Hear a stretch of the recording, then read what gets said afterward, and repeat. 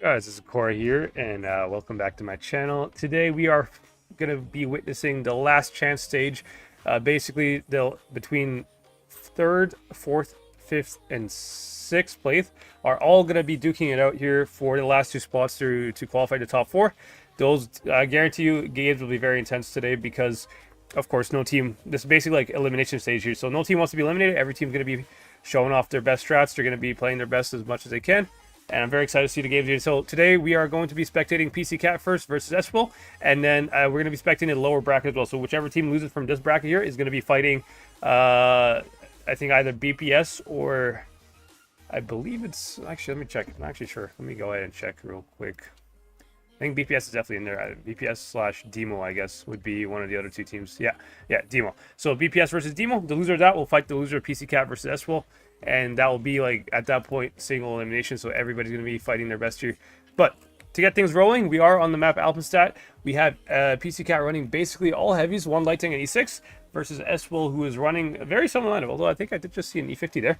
So it'll be very interesting. Now, Alpenstadt is a very heavy-based map. A lot of town brawls go on in Alpenstadt, which is kind of what I'm expecting. Although, Espel here with the E50 and the LT pick here seems to make it seem like they're going to go towards the Met side. It just looks like a Met side lineup to me. So, although, you know, PC Cat also with the E6. The E6 could actually go Met side as well, to be honest. But, yeah, PC Cat seems like they're going towards the town, which is what I predicted. Now, where is Espel going to go? Espel is going... They're splitting up. Okay, half of them are going town. The other... I mean, they're sending two guys towards A. I mean, Bobby Fischer is going to have a 1v1 with the light tank from Espel, Sashenka. Oh, he got spotted. Sashenka got spotted. Can he get reset? Can Bobby Fischer reset this? I think he can. I think he can reset this, actually. He does get a nice reset there. Nice reset from Bobby Fischer. Now, Bobby Fischer, Sashenka here is spotted for 20. So, Bobby Fischer can run away, or he can even try to reset again, to be honest. There's nothing stopping him. Now, it looks like PC Cat is just going to push through town here. I think this is going to be a big town brawl. This is going to be a huge town brawl. Playmaker leading the charge here. El Mary right behind him. Not to be. Crimea. Going to be a big town brawl here. What is going to happen here? I mean, Espel, I think they're prepared for this still. I think Espel has a good crossfire. They need to push from the right side here. PC Cat, Playmaker, and El Mary here are not going to be able to do anything from the middle because they're getting crossfire from two directions. However, Visa is going to die. He got an ammo rack. Visa with a huge ammo rack. Okay, huge. I think he was going to die no matter what, to be honest. But that Amarak makes, like, save the shots from Krim here. Now, Krim and Object are going to dump their shots into Future Simple. Right here, Future Simple is going to get absolutely deleted. And he does. Nice focus fire from PC Cat there. And they're going to focus out, I guess, the next... I mean, this 116 is stuck within, like, 4 tanks here. He should be in the next focus, although they are going for the light tank. Of course, it's always nice for them to get the light tank out of the game if they can. And yeah, looks like light tank is getting, like, crossfire pretty hard here. Now, Bobby Fischer has to be careful not to suffer the same fate as Sashenka here. Sashenka is trapped. Bobby Fischer needs to be a little bit careful. However, I don't think... I mean, they are focusing him. You can see Skilloid here is going to put another big shot into him. Yeah, Bobby Fischer should have died by now, actually. He's a little bit lucky to be alive. I mean, he probably will die. I think the 50 will pick him up. But I think it's just too little too late. I think Espel... I mean...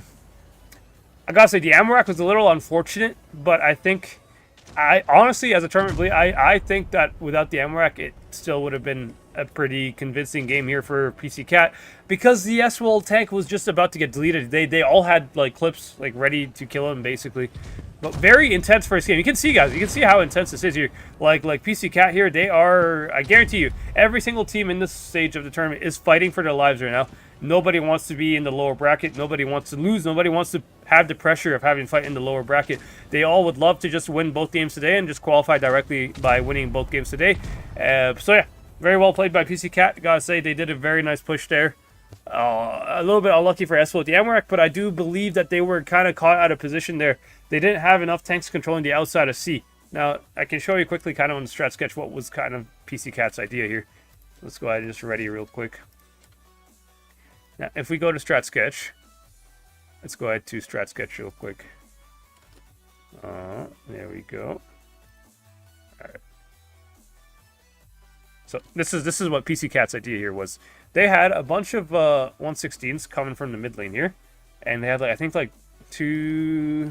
They had an E6, I think, somewhere on C, and they had I think another, like, 116. They had like 5 116s basically, like, around this area. So PC Cat's plan was to kind of, like, let Bobby Fischer, the light tank, kind of to just distract on A, and then later he was, like, running away or whatever, joining the fight. Now, the problem with Espel's position here is they had a nice crossfire. They had 2 tanks here and 2 tanks here.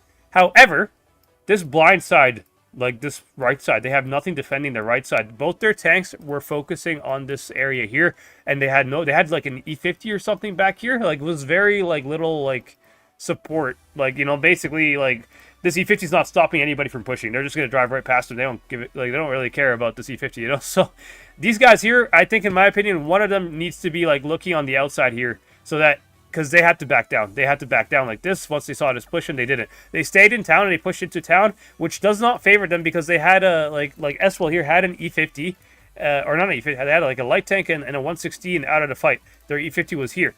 So if they have like basically like 2 of their tanks out of the fight, whereas PC Cat only had 1, which is a light tank, these guys have to drop to buy time for their team to farm off of them, but they went forward into town, which is a huge mistake, I think, based on the lineup that PC Cat had there. So that's just like strategically there why I think the Amarak did not make any difference at all. I'm pretty sure that PC Cat was going to win this game, whether they Amaraked him or not. It was just they had 6 versus 4 basically in town, and you know, the situation did not look too good there for Eswell just by positions, you know. But anyways, moving on to the next game here. Now PC Cat opting for very similar lineup, except they are taking out the E6 for an MLE. Actually, very interesting choice of why they would pick an MLE. Actually, let's see where they're going to send the MLE.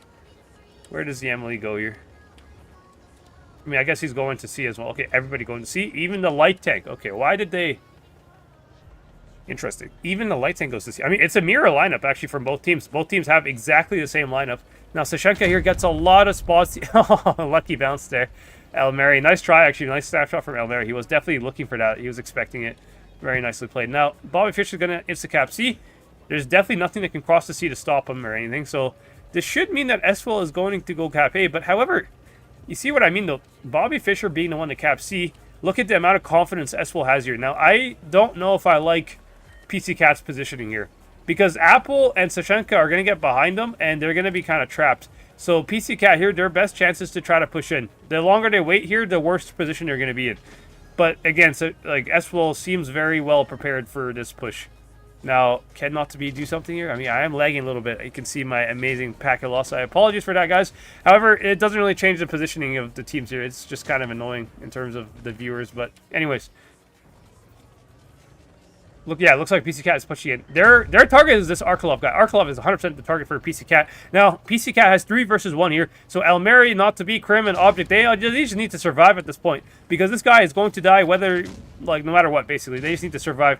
However, I don't know. This 3 kills, 3 tanks on this guy is a bit overkill, to be honest. I don't know if this is going to go well for PC Cat. This game might not go so well, to be honest, if they're able to get the kills on Elmeri and Not2B here. Now, Skilloid, can he block Not2B? Nice block there. Nice block from Skilloid. So basically, Not2B cannot back up. Apple here needs to start dumping his shots into Elmeri, and Not2B as well needs to start dying as well if Eswell wants any chance to win this game here. They are going to get a guaranteed kill here, but Playmaker versus Future Simple should also be a guaranteed kill. So it's going to be ending up to be a 5v5 here. Not2B's going to die, but so is Future Simple as well. 5v5. Now, HP is a little bit in favor of PC Cat, to be honest. I mean, Light Tank 1v1 here. Oh, Bobby Fischer versus Sashenka. This is going to be a big fight. Playmaker actually should help this fight. Yeah, he is helping, although Sashenka is just running away, to be honest. So, I think Playmaker should not chase this guy. I think Playmaker should come back to the fight, man. Because they have such, like, low HP 2-shots here that Playmaker, if he comes back to the fight, he's going to end up cleaning them up. He's a very important tank here. And Bobby Fischer's performance is a 1-shot. So, Bobby Fischer can be the one that chases him around. But, yeah, I don't know if this is a good move from Playmaker. Playmaker may have done a pretty questionable move here. Now, again, so apologies for the ping, but yeah, I think Playmaker's move is very questionable. I don't know why he did this. I mean, he is going to get the kill here. Okay, he does get a kill, so it's not that bad, but Krim is going to die because of this. Like, I don't think Playmaker should have done this. Yeah, Sashenka just going to pick up Performance here. I mean, Performance can probably put 1 shot in before he dies. Maybe 2 if he gets, like, lucky, if he gets a bounce. But I highly doubt he's going to get any kind of bounces. Yeah, Lightning just going to circle him. Now, Playmaker finally going in, but, like it's just, it's too little, too late. I don't... Oh, is Performance alive?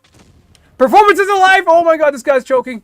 Sashenka... Okay, he does get the kill finally, but, yeah, I mean, can Bobby Fischer carry this? In my opinion, I don't think he can. I don't think he can, but maybe. I mean, by caps, he doesn't have caps. I mean, Sashenka here is going to hit him as well. Ooh. Yeah, I mean, to be honest, Sashenka's not the problem. It's Skilloid. Skilloid's going to have a full clip here. I think in my opinion, Playmaker threw this game for PC Cat completely. I think he's the reason they're going to lose this game here. I don't know why he went for that light tank, bro. The light tank was not going to be a threat anyway. Bobby Fischer was not that low HP. You know, he could have kind of afforded to go into the heavy fight. Playmaker coming back to the heavy fight would have like completely guaranteed won the game for PC Cat there, in my opinion. I think Playmaker being out of the fight, while he had the opportunity to be like have a fully equipped 116 ready to basically pick up the low HP tanks that were in the B cap area, that was a big missed opportunity there for Playmaker. I mean, I think he really should not have went for that light tank. That was a mistake from Playmaker, I think. I think that's the reason they lose this game, to be honest. I mean, PC Cat should win this game. They had a very nice push in town, and to be honest, they traded, like, Not To Be and Elmeri, they both died, but, like, look at Not To Be, bro. Not To Be did, like, 2,000 damage before he died. He traded his, like, HP out. He did fine. Elmeri as well kind of did the same thing as well. Like, he did all right, too. It's like, the rest of, I mean, yeah, PC Cat, in my opinion, deserved to win this game. They had better positioning in general, better trades. It's just the problem is really, yeah, I think just the resource management there at the end. Playmaker full HP 116 was going to be super valuable in the heavy brawl and not as valuable. Like, to be honest, if they needed somebody chasing the light tank, the MLE could have done that, Loki, you know? The 3-shot or the 2-shot MLE could have done that, you know, instead of the fully loaded 116 with full HP who could have changed the course of the brawl in town, you know? That's my opinion, to be honest. So a bit of a lucky break for SWL, in my opinion. I mean, they did play really well, to be honest. Coming back from that was a nice counter push in town. Realizing that the MLE is dead, they just instantly pushed town. It was a nice call for them. But I do think if PC Cat played that a little bit better, they should have won this game just by advantage of the situation they were in, you know, the positions that they had. So 1-1 scoreboard. As you can see, guys, games are going to be very close, very tight. Every team here is going to be putting everything on the line. Like, there's no room for mistakes. You make one simple mistake and you instantly lose the game, basically. And you can see, like, Playmaker, he didn't really make a huge mistake. It's not like he died or anything, but just that slight, you know, mistake of the resource management was enough to basically lose PC Cat the game. That's how close these games are. So very, very nice first game there, or second game, I guess, if that makes sense. And then we'll see what happens next year.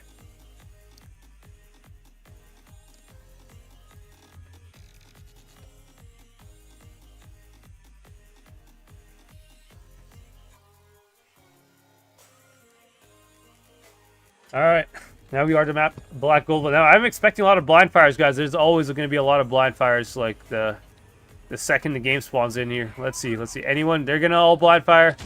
That shot went to like nowhere, basically. Oh, they shot the dirt, half of them. Okay. Oh, PC Cat actually connects. PC Cat connects one of the blind fires. Nice. Ooh, that one also almost hit too. All right, damn, bro. All right, both teams fully dumping their shots here. Now let's see what they're actually. Ooh, what is Sashenka doing? Sashenka, what is that spot? I've never seen this spotting run before. Sashenka, this is very risky. Oh, wait. Do they have shots in this, actually?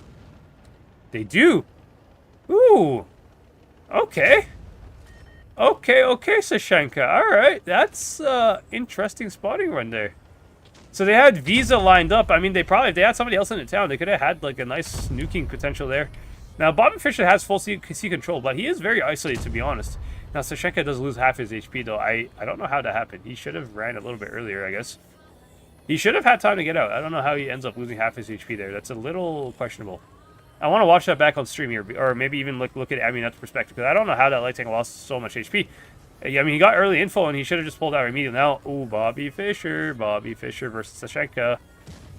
Nice shot from Sashenka there. I mean, this guy's playing with balls, man, but it's because he has an E50. Okay, that makes sense. Oh, Bobby Fischer is going to be killed here. I do not like the way Bobby Fischer is playing. He is going to be killed. I mean, PC Cat is nuking the C50 here for him. He's probably going to take more shots at D50. I don't think he can actually move up, to be honest. Bobby Fischer alive for now, solely by the grace of his teammates here, who are actually doing some very nice job covering him. Now, Object 3 could counter push C corner here, which is going to win the game. I think this is a very good move here. He just needs to not be spotted as he's crossing. As long as he's not spotted, they can't nuke him. And yeah, oh my god, Object 3 was such a nice play here. Now, Vano here, Bobby Fischer needs to stop taking so many shots. Sashenka here is going to run away, but I mean, SWL, they don't have a position to do anything here. I think SWL lost the game already. SWL have already lost this game just by positioning. They can't afford to lose C, because look, they lost both high grounds on both sides of the map here. They lost the C high ground and the A high ground. They're stuck in a ditch in the middle of the B cap. This is like the worst position you could possibly find yourself in.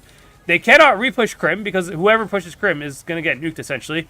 Performance here should be able to cover Crim too. So like PC Cat here with like excellent positioning, really excellent positioning for PC Cat and S-Will.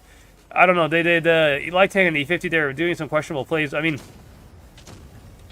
Bobby Fischer, I was a bit scared for him earlier, but yeah, he definitely did have to cover from his teammates. Was very well coordinated there. He was definitely not alone. He was definitely not isolated. I thought he was a lot more alone than he actually was. And probably that's what S-Will thought as well. S-Will probably thought that this guy is an easy kill, that they could easily go for him, but it was nicely played. Nicely played by PC Cat. Nice teamwork. I mean, that's the definition of teamwork. If you guys want to be a good team, situation like that, it was definitely a hard situation for Bobby Fischer, but you know, the fact that he's able to tell his team, hey, yo, guys, like, I need cover, you know, like I might be caught here. And their entire team, like, all 4 tanks from PC Cat started aiming at that E50, and they solely stopped that E50 from killing him. Now, I will say, it is a mistake on the E50 again. Here is the reason. I will go into Strat Sketch and show you guys. Because S-Will, to be honest, had a better situation here than PC Cat. The problem, though, is the way the C50 played. The way the C50 played was hugely... It was a big throw, to be honest, in my opinion. I will show you guys on Strat Sketch here what I'm talking about. So, we go ahead on Strat Sketch. Let's go ahead and do that real quick. Alrighty, let's go ahead and show you guys Strat Sketch. Okay, black gold here. Pull it up. This is the situation that Bobby Fischer was in. Bobby Fischer was stuck behind a building. Now, enemy light tank was low HP, but he came from here, right? Bobby Fischer, by the way, is spotted for 20. So, Bobby Fischer cannot run away. He is spotted for 20 because he got shot by the light tank, which is a very nice play from Sashenka. Sashenka, to be honest, on like half HP, was able to kind of like outbrawl Bobby Fischer in a way. He played very well. Now, the E50 from S-Will pushed Bobby Fischer like this. This is a horrible push. Why on earth would you push from the outside like this? Like this is where the entire PC Cat team can shoot you because you're on the outside. Now, what he should have done is he should have went like this instead. He should have went like an orange. He should have went like around here, red line, like this. If he goes red line, then he starts farming Bobby Fischer from the back. Bobby Fischer was actually in such a horrible situation if the C50 comes to this position here, because Bobby Fischer is then forced to back up, right? The second he backs up, every single S-Will tank is looking at him from the middle of the map here. He cannot leave. This would have been a free kill for S-Will. Bobby Fischer, like, he got away, to be honest, with a mistake there. He got away with it. He did not, like, he played good for the situation he was in, but that was a mistake nonetheless from Bobby Fischer. In my opinion, S-Will should have won this game. Also, this light tank bleeding half his HP before the game, I have no idea how that happened. I really don't. He should have got the info and ran away, like, completely, like, unscathed. I don't think there's any way they should have had the timing to hit him there. You know, like, they're all heavy tanks, 116. They're very slow tanks, man. Like, they shouldn't have had the timing to hit him, but... for some reason, they do. I don't know. That's a, again, mistake on the light tank. But I think the biggest problem with the not PC Cat, with S-Will there was the E50. That E50 could have changed the course of the game completely for PC Cat there, or I mean for his team essentially. Because yeah, Bobby Fischer was definitely a free kill if he does that move there. Very simple move, like you said, guys. Very small margins here. Both teams playing like very small margins. It's not a lot here now. Any blind shots coming in? Does not look like it. Yeah. Okay. Now what is the strat here from PC Cat? Also, I think Performance does not have the 160. I think that's why he's in the MLE the entire game here. Okay, that makes sense. PC Cat, ooh, I mean, double light tank from S-Will. One guy's going to spot the crossing, the other one's going straight to C here. So this guarantees that PC Cat's not going to be able to cross the C here. I don't think they can cross the C, so interesting. Mistake Bobby Fischer, bro. What are they doing, bro? What are they doing? Okay, I mean, I was just saying, this guarantees they can't cross the sea, but here they are trying to cross the sea still. Like, what? Do they think this is going to go well for them at all here? This is definitely not going to go well. I mean, maybe they're somehow able to kill this light tank, but I mean, this light tank is, yeah, I mean, this guy's just going to go and support him, basically. Like, I don't think this is going to be a good trade here. I mean, nice. That was an HE shot from Sashenka, by the way. Nice HE shot there from him. Yeah, this does not look good at all, man. This does not look good at all for PC Cat. Why would they cross like this? I don't know. Oh, Playmaker as well. Oh my god. Playmaker got absolutely deleted, basically. I mean, he is alive, but that's basically at the grace of Skillotus being reloaded. The second he's reloaded, he's going to go in and get the kill here. Yeah, I mean, I don't think Playmaker's going to survive this. Yeah, he does not. And yeah, and this is just a fail repush from PC Cat. Why would they repush this? I mean, they can't. It's not possible to repush a situation like this, you know? I don't know why they thought this was going to be a good idea. I mean, interesting. interesting, I'm going to say. That's all I'm going to say. PC Cat, this was, I mean, just lost by strat for them. S-Will 100% deserved this win here. I mean, they didn't do anything. The thing is, S-Will didn't do anything too crazy. You know, all they did was just spot the C crossing and basically pre-aim the C crossing with the rest of their heavies. And they only, like, their light tank went to C corner. He got all the info basically for them. And for some reason, Bobby Fischer tried to cross the C corner while there was two LTs. Like, he knows he's going to be spotted there. I don't know, like, why he thought this was going to be a good idea there. Weird play there from PC Cat. They are going to lose the game very convincingly. And the score is going to be tied 2-2. So there's a very high chance we might end up seeing a tiebreaker here. I'm hoping for a tiebreaker. It will be very good for, you know, for you guys to watch, like, close games like that. But, yeah, I mean, I don't know. Strategically, this doesn't make sense why they would cross the C. It was so obvious that S-Will has an advantage on C. Like, they had a light tank in C before Bobby Fischer went there. They had heavies pre-aiming to C before their heavies even crossed. Like, why did they think crossing was going to be a good idea? That's just, I don't know. Not a very good call or whatever to call it. Yeah, I think the call is, like, the main problem here. I don't know why you would call it a repush C like that. That was such a avoidable loss, in my opinion, for PC Cat. They easily could have rotated off of C. I mean, you can see, like, yeah, I mean, I don't know. I just, questionable repush there, I think, in my opinion. I mean, if you're going to fight for C, you're better off fighting for it in the first second of the game. You can't just stop in the middle of the road. Because the problem, you know, like, the problem is that they stopped. Like, let me go ahead and show you on Strat Sketch real quick here for you guys that like to see this kind of stuff. But this is the main problem with PC Cat here, is, like, had they, like, continued driving immediately towards, like,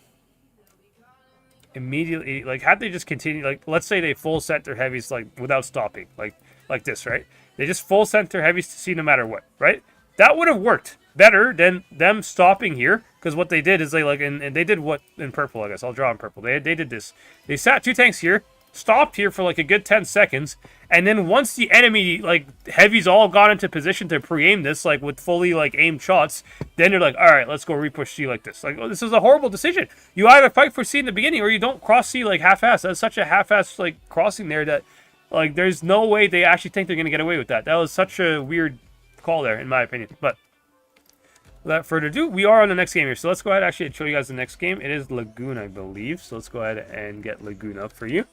Now, Lagoon is a very heavy dominated map. Now, Lagoon, you can go A or C. It doesn't really matter, actually. But the main thing with Lagoon is the cap B.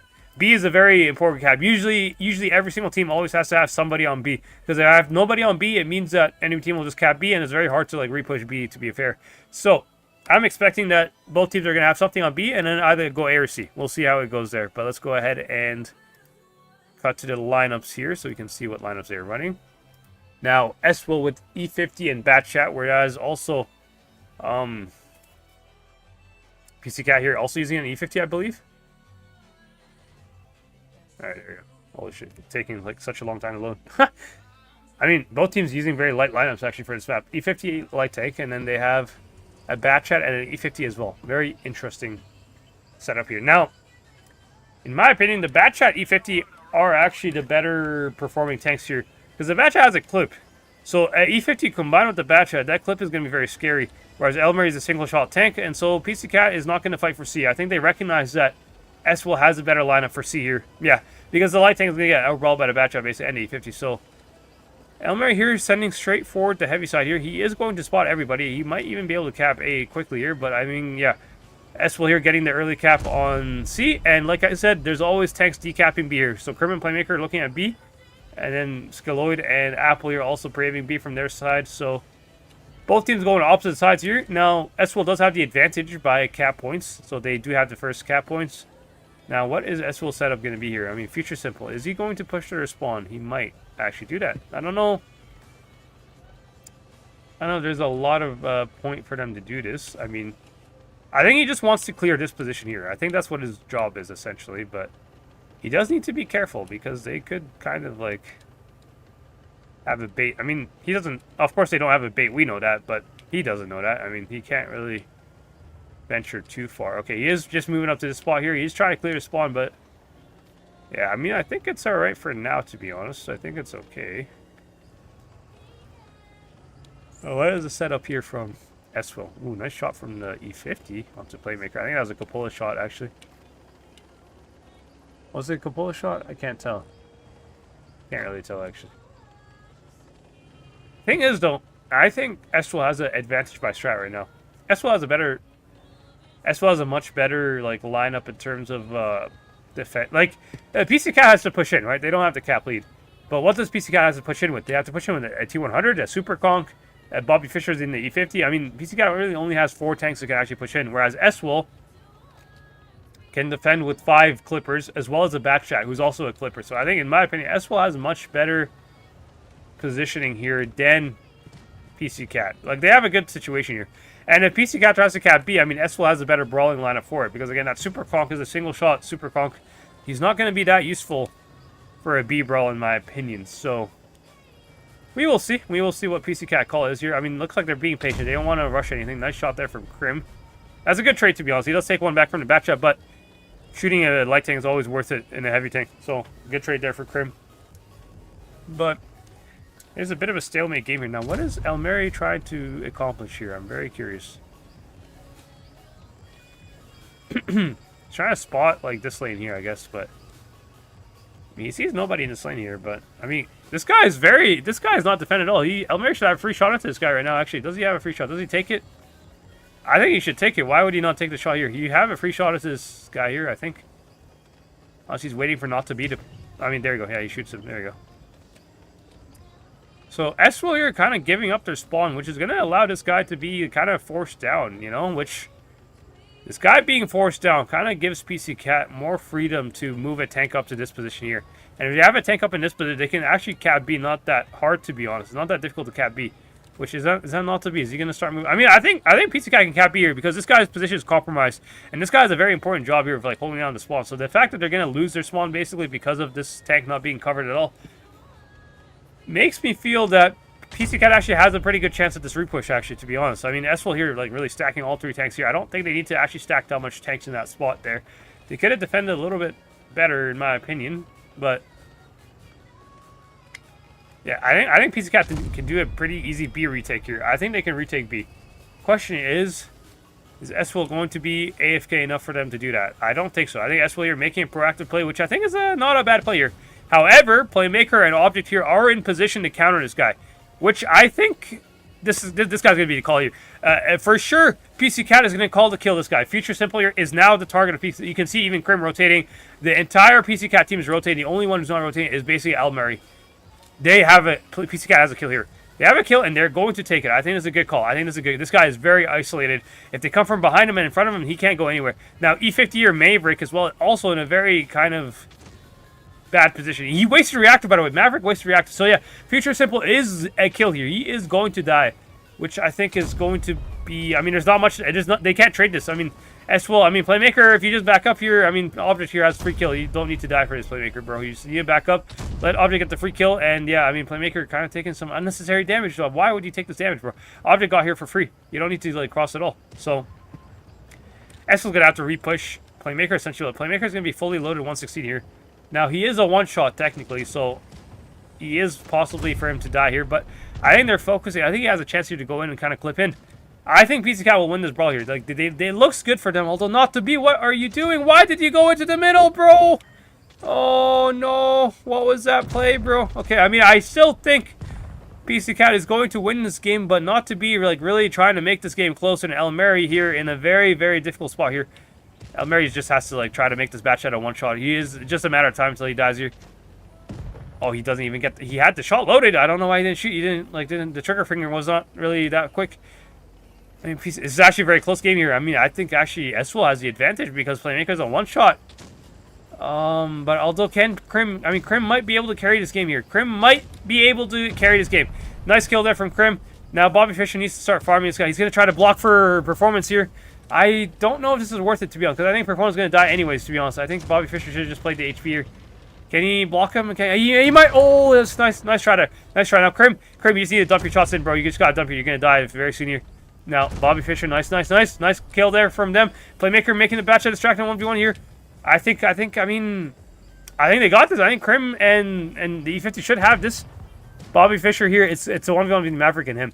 If he wins this 1v1, he should win this game. And I think he should win this one. He has a huge HP lead. Maverick missing the shot, of course, does not really help him in that situation. And yeah, PC Cat going to win this game, I believe. Oh, kill on Playmaker. Nice kill there. Nice kill. I don't think it's enough, though. I mean, the caps because Bobby Fischer's just going to cap A here.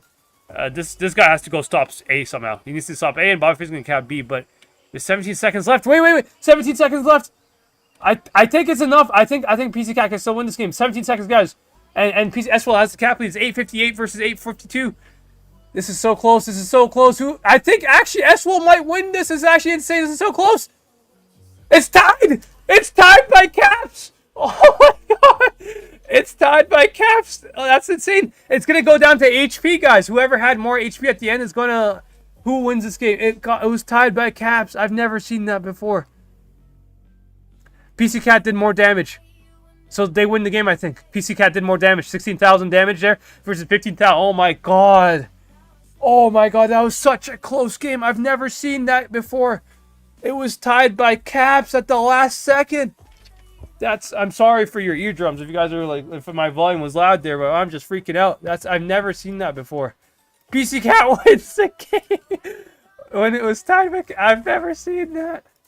Oh, oh my god! I'm telling you guys, the margin for error is so small in these games. And to be honest, though, I gotta say, PC Cat making big mistakes of their own. Though they, like by positioning, PC Cat should have easily won this game. And they're giving SWL here a chance to fight back, even though SWL had a tank that was completely caught off. SWL basically had a 6v7, guys, if you think about it. That tank in the spawn was so caught off. I'm going to go over the mistakes here after, but really, I think... I mean, to be honest, not to be here dying like that was a huge mistake. He had no reason to go into the brawl. PC Cat is winning the game anyways. If not to be just AFKs on the edge of the map, basically, PC Cat is winning the red line brawl on C, which matters. And Playmaker, of course, getting nuked that hard kind of could have been detrimental. I mean, he did die at the end. Imagine if Playmaker took one less extra shot there. Like, I understand he's taking the shots for his teams that are object and focus or can survive. That's a good play, taking the shots. But taking that many shots was not necessary because the object was already safe at that point. There was no need for Playmaker to peek anymore, you know? So those two mistakes there, in my opinion, kind of made this game close for SWL there. I mean, it gave SWL a chance to fight back, basically. Very close game. And now we are on match point for PC Cat. Same map, Lagoon again. Now, PC Cat running for the E6, 5-116 on a light tank. Now, SWL again going with their Batchat and E50 pick here. So, pretty similar lineups, although PC Cat will have an advantage with the E6 on the heavy side a little bit more. They're going to be a little bit more comfortable brawling just because of the E6. Whereas, you know, a Batchat, I mean, a Batchat's still a pretty good brawler, but it can't, like, get into the brawl. It has to kind of fight from distance. So, interesting to see where the teams go here. I think, to be honest, PC Cat, where are they going to go with this E6? Yeah, I was thinking they might actually go C with the E6. I mean, they could full send C here.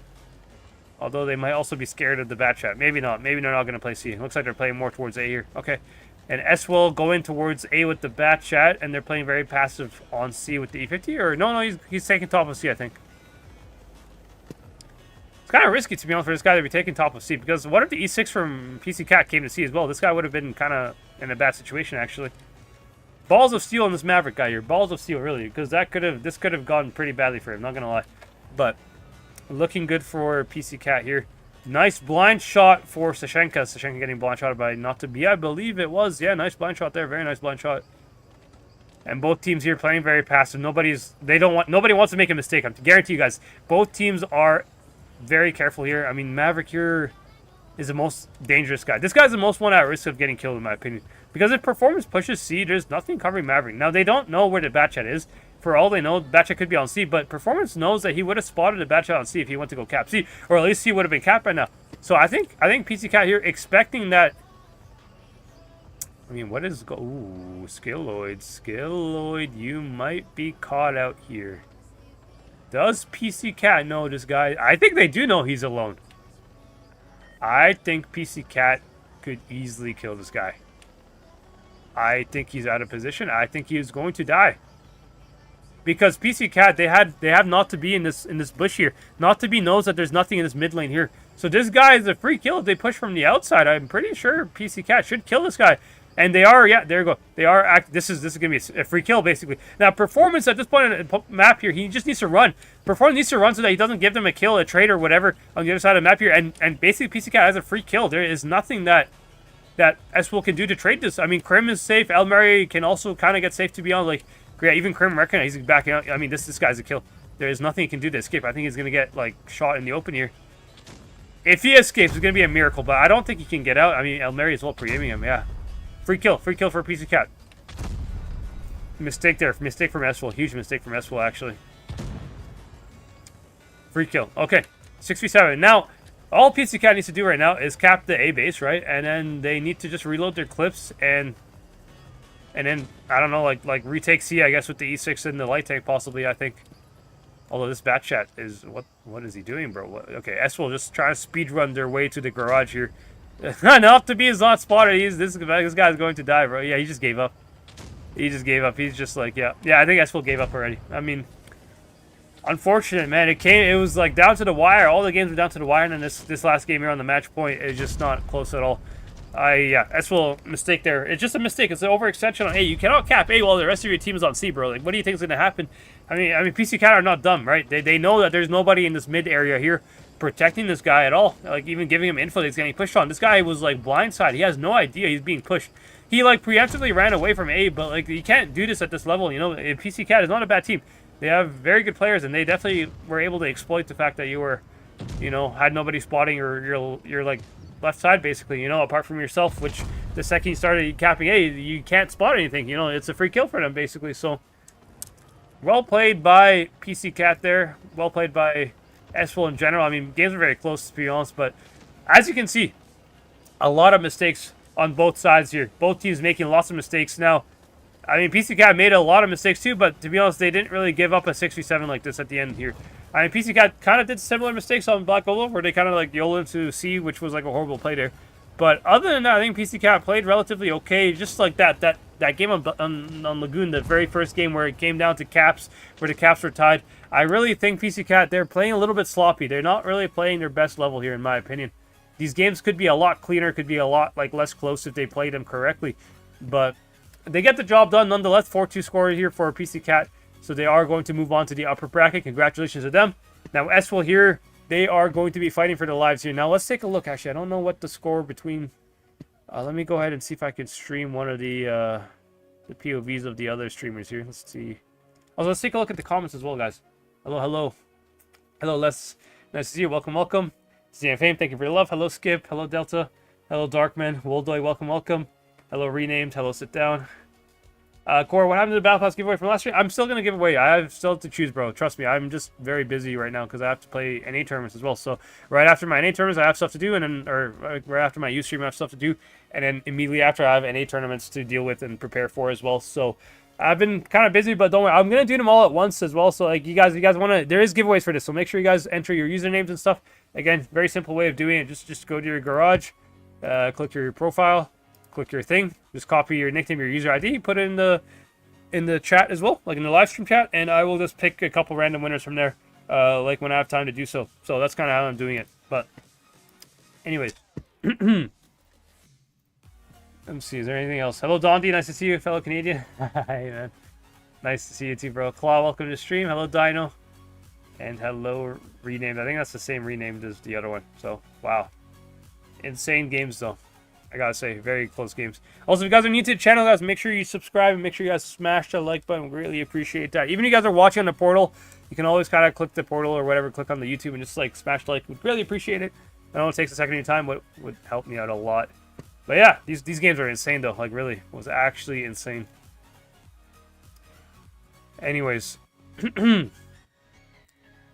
go ahead and check and see if there's any other person streaming here. I mean, Nino should be streaming the other set here, so let's see if we can kind of take a look at his stream.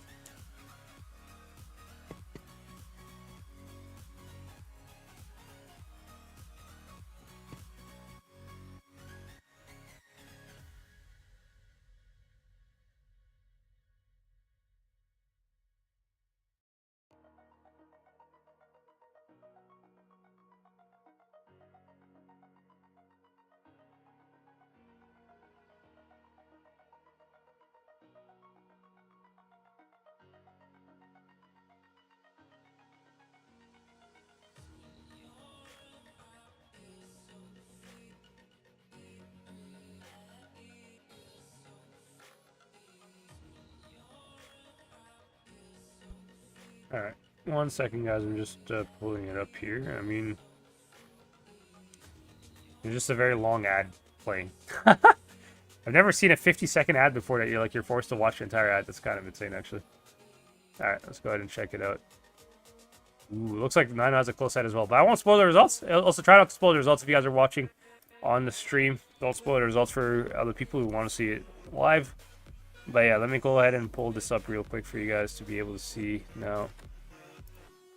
I think this should be a good size for you. Not really, it's just kind of unaligned here. Let's go ahead and line it up for you guys.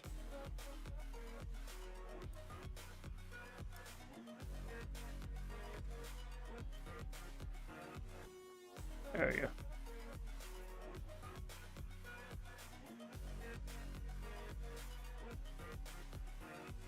Alrighty. Okay, let's go ahead and see how these games played on Nino stream. So I do want to check when the next tournament is here real quick. Just I don't want to miss the invite for my next game here. So when is the invite? Oh, in 25 minutes it seems like it at least. Alright.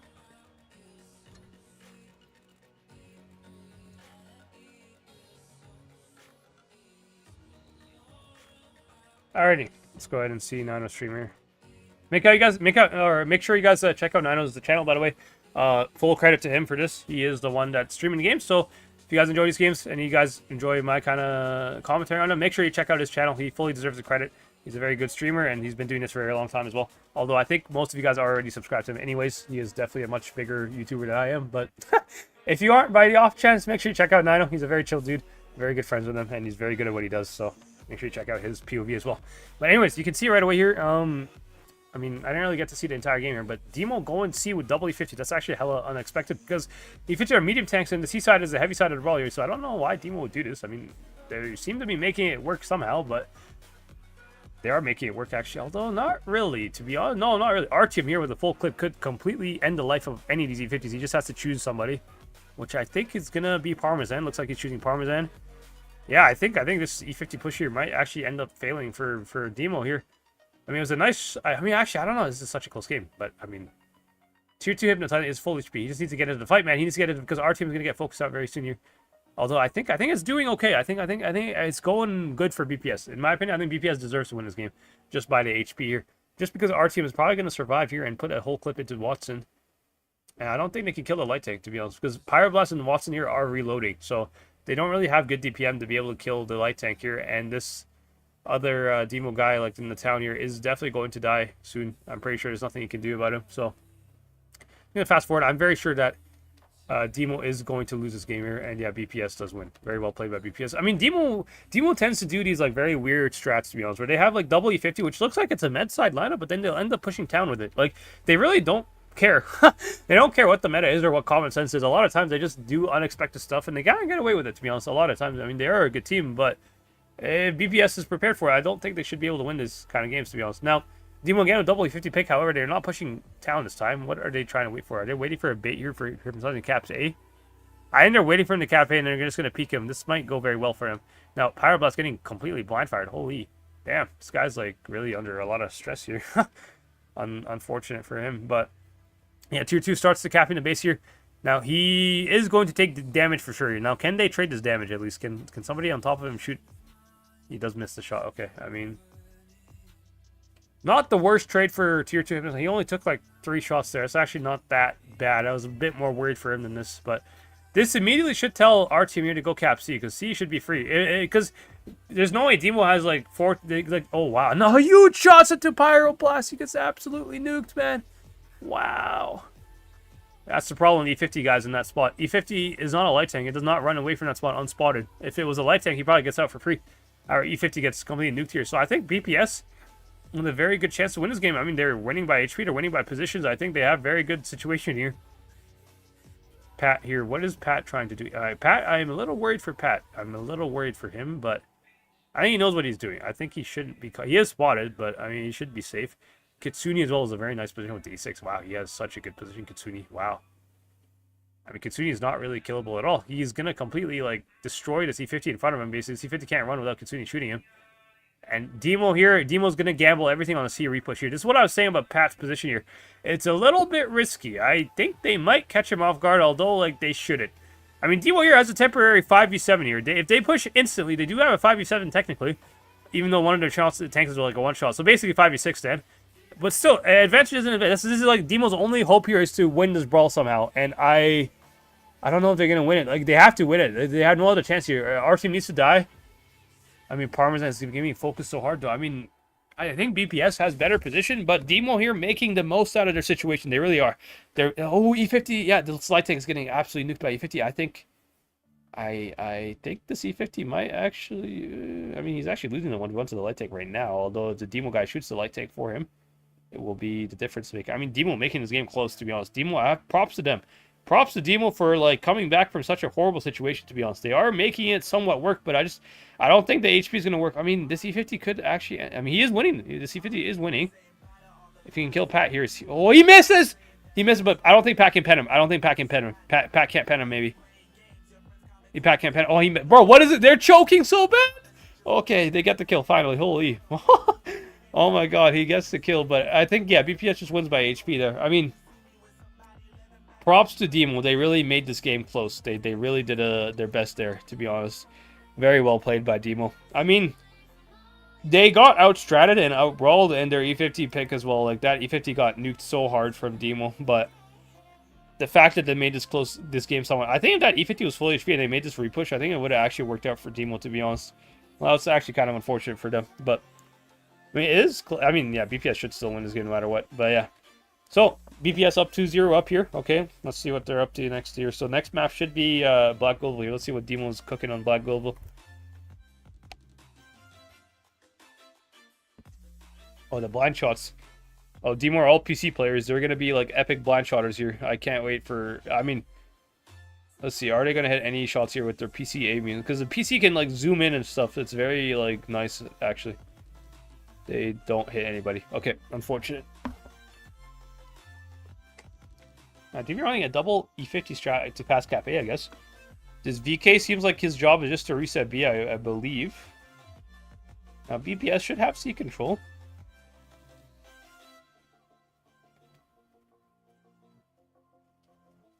Interesting. Okay, so Demo capping A. They do get the cap lead. And Demo... Or BPS, yeah, Demo does have cap lead, and Demo has good decaps on B. Look at the VK position, by the way. He can actually reset B very easily from there. So B is off limits for BPS right now. If I'm BPS, and I see this, I'm definitely... I mean, I'm either going to push to VK and try to kill him, or push A. It's one of the two things that they can do here. But I kind of think that pushing A is easier, because Demo has double E50s here, so BPS actually has a pretty good repush lineup here. They do have a Hori, though, who's kind of, like, useless, but I don't know. Let's see what they're able to do here.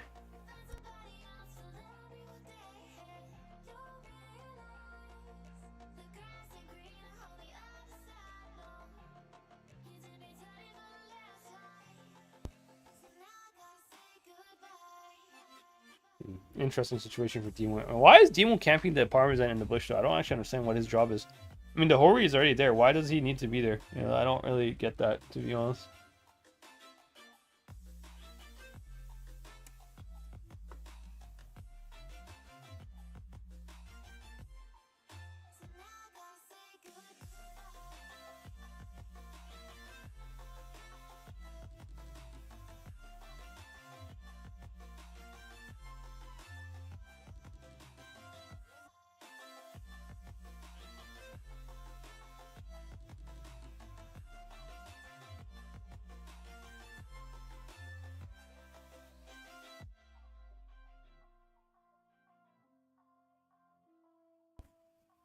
Okay, so nothing going on. I'm just fast forwarding here. Nothing going on at the moment. I mean, BPS is well defending. Like, they're playing well defense on C, but I don't think BPS will win this game, to be honest. This does not look good for them.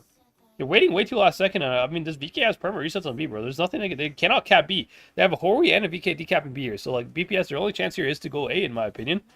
But looks like they're opting for the B push here, which is a mistake. A mistake, I gotta say.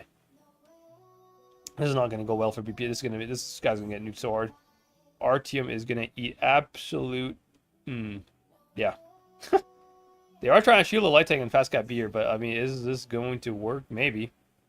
They could cap B, but, I mean, Hori, what the hell happened to Hori? Hori just got absolutely murdered, bro. Okay, they managed to cap B. Wow. BPS managed to cap B. That's kind of insane, actually. Did the Hori, like, not have a reset? I mean, wow. This is actually a very good trade for BPS. I did not See this coming. Okay, now Demo has to make a move here. Demo has to like, YOLO B and retake B because they're going to lose the game by caps here. And they have no option of repushing C. So this is going to be a B fight. Now, BPS, Artyom, and this other guy here, they need to save the shots here because they're going to need their DPM. They can't afford to clip out because they're going to be jumped on any second here, I'm pretty sure. And Parmesan, again, caught out. Demo E50s are like really like getting caught out so often here. Parmesan should die, I think. I mean, he is going to die. But Demo is stopping B and they're getting kills here. Now, I think Hori can reset B though the entire time. Hori has a nice position to reset B. Can he reset B? Nice shot into Kopiat. So BPS looks to be like they're going to be 3-0 up here. They're going to be on match point. Oh, wait. Demo won. What? Okay, I spoke way too soon. How did Demo win? What? Okay, 980 points for BPS here. Oh, that kill. Oh, wow. Demo won by kills? Wow, that's insane. Wait, how is this possible? I don't understand, actually.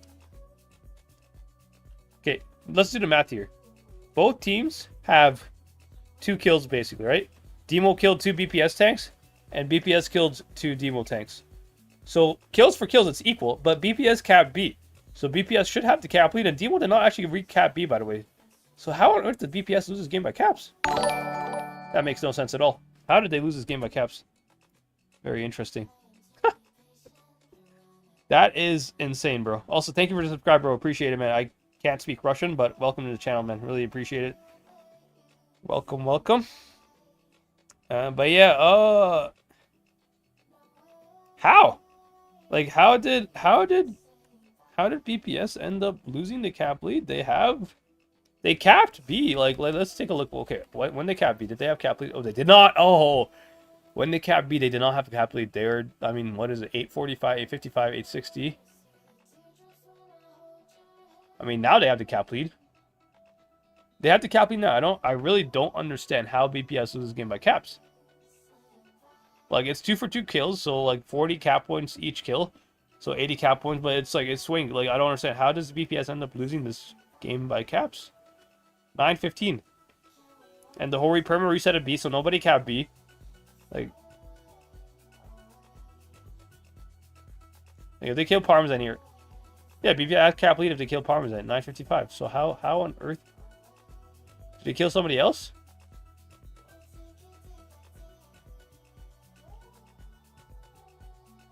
I mean, they are killing the VK here. Oh, they got to... Wait, I think they got to 1,000 points before they killed the VK.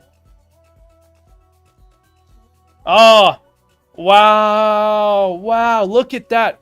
Look at that moment on the caps there. It literally turned 1,000 cap, and then they killed the VK. That was like a millisecond. BPS lost the game by a millisecond of caps. That's actually insane. Because they should have won this game. I don't think Demo had kills on anybody else if they killed his VK like half a second earlier. Wow. That's very tight margins. Okay. That's crazy.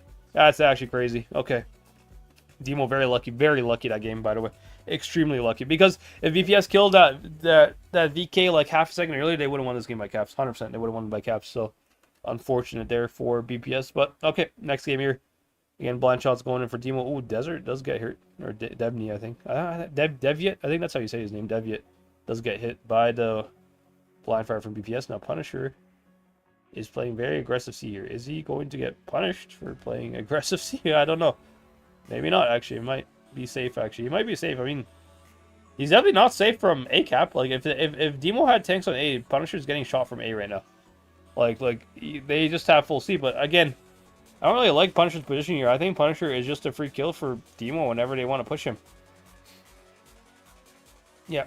Because Punishers has to, like, see what I mean? He's getting shot from A. That's exactly what's happening right now. Probably, yeah, like, Punishers is just a fail strat from BPS, basically. I don't know what they thought was going to happen here. I mean, BPS does have A control. Kitsune is spotting A here, but Punisher already got nuked hard enough to the point where Demo just needs to push over and he's dead. Like, just a gust of wind is basically going to kill him. So, I'm going to fast forward a little bit here until the push happens. I mean, Demo should be able to win this game very easily. Punisher is just it's a matter of time until he dies. And BPS cannot trade this kill on Punisher, and they have caps as well. Demo will manage to cap B, by the way. That's actually insane. So, I can already tell you Demo will win this game. I don't think there's anything BPS can do to win this game anymore.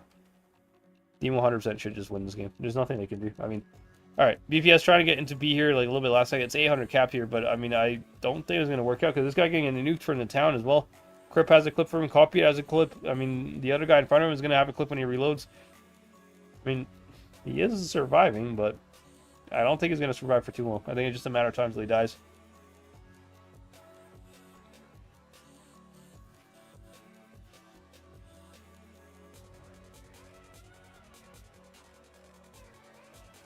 Yeah, he doesn't just get picked up there.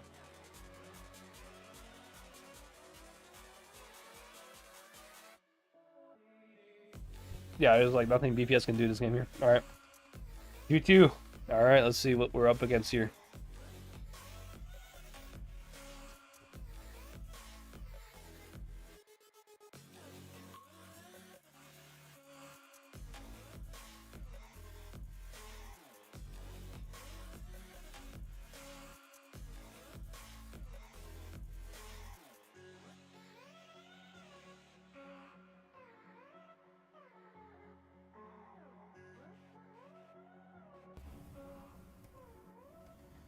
Alrighty, we're playing on Lagoon here. Continuing with the batch pick, this is very similar to what Eswell did here. It's actually like the same lineup as Eswell. Why are they running the same strats, basically? That's kind of interesting, actually. Maybe they trade versus each other and they like their strats. I don't know. Demon with a full YOLO here. BPS is well set up for this. I think BPS is well set up for this. Pat here has full A control. I mean, the light tank for BPS should also be heading towards A as well to flank behind them. I think BPS is well set up for. I don't think they have a kill. Demo here does not have a kill, and Pat here is 1-1-50. But the bat shot should be coming to help Pat here. The bat shot, Kitsune, where is he? You can see, yeah, Kitsune's on his way. Kitsune on the mini is on his way. So this E50 is going to die here from Demo. And I think BPS is well set up to defend this. I mean, they might lose a couple tanks here and there, but it will be traded tanks here. So they do get the kill in the bat shot. Now they need to win the main fight here. I don't know why. How are they bleeding this much, bro? Okay. Maybe they're not well set up. I don't know. I thought they are. I really thought they are well set up, but I guess not. I mean, Kitsune could still carry this game with his clip here. He is going to like dump a clip into Watson here. Watson needs to be focused here by Punisher as well. If Punisher can... I mean, it's risky though. Punisher can't really cross for him. Okay. 6v5 here. I mean, Demo with the advantage, I think, right now. Although Punisher, like, he does have a full clip here. And Kitsune can't kill Copy yet pretty easily. Oh, wait. Kitsune can go for Dev yet. Oh, he's going to go for Copy yet. Okay, actually... This is a mistake, I think, from Kitsune. This is a mistake, I think. This is a mistake from Kitsune, and Punisher just straight up die, yeah. Ooh, BPS just getting outbrawled this game. I thought they were well set up for this. I don't know what happened. I looked good for me. I am very surprised, actually, that they lost so hard. I mean, they had a 6 versus 5, yes, but... Like, 6 versus 5 should still be, like, a much better result than what we're seeing here, to be honest. I think definitely BPS misplayed somewhere there. I don't know what... Let's go back and see what they did here. How does BPS get, like, completely destroyed in the brawl here? Because they had, like, good positions somewhat.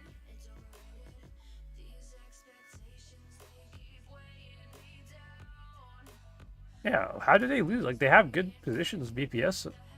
Okay, this Dershing guy. Who gets nuked from BPS? I think it's Dershing and Tier 5 Positive Leany. Who are these guys that are getting absolutely smoked here? Which ones are they?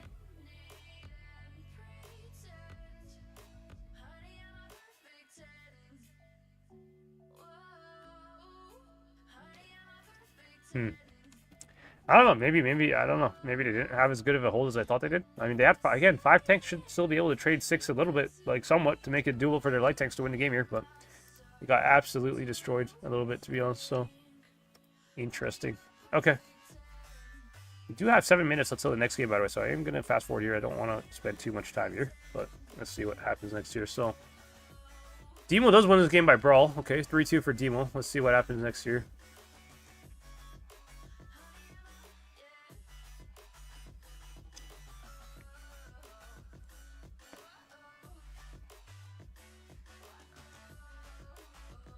All right, match point for Demo here. Demo making a nice comeback, actually. It came down from 2-0 down, so... To be honest, they should have been 3-0 down. No, they were very lucky that first Black Global game to win that by caps, actually. But, yeah. Let's see what is happening here. Oh, Kitsune, what is this position here? Bro, Kitsune, this is so risky, bro. This is so risky, Kitsune. They just turned to their light. They're going to delete you, bro. This is so risky. Oh, Kitsune barely met... Oh, my God. This is such a risky, like, play here. This is so risky. Now, BPS, can they push that? I mean, if they push this, they will win, actually. It is 4 versus breaks essentially. BPS just goes in. They all have clippers, by the way. They're waiting. Wait, they're waiting for Crypt to... Wait, is this a bait? Wait, this might be a bait setup here. Are they trying to bait Crypt into... I don't know. I think BPS waited too long here. I think they waited too long. They needed to do this push earlier while the tanks on A were still on A. Because right now the tanks on A are just going to jump on tier 2 hypnotizing here. I think BPS lost their timing to win this game here.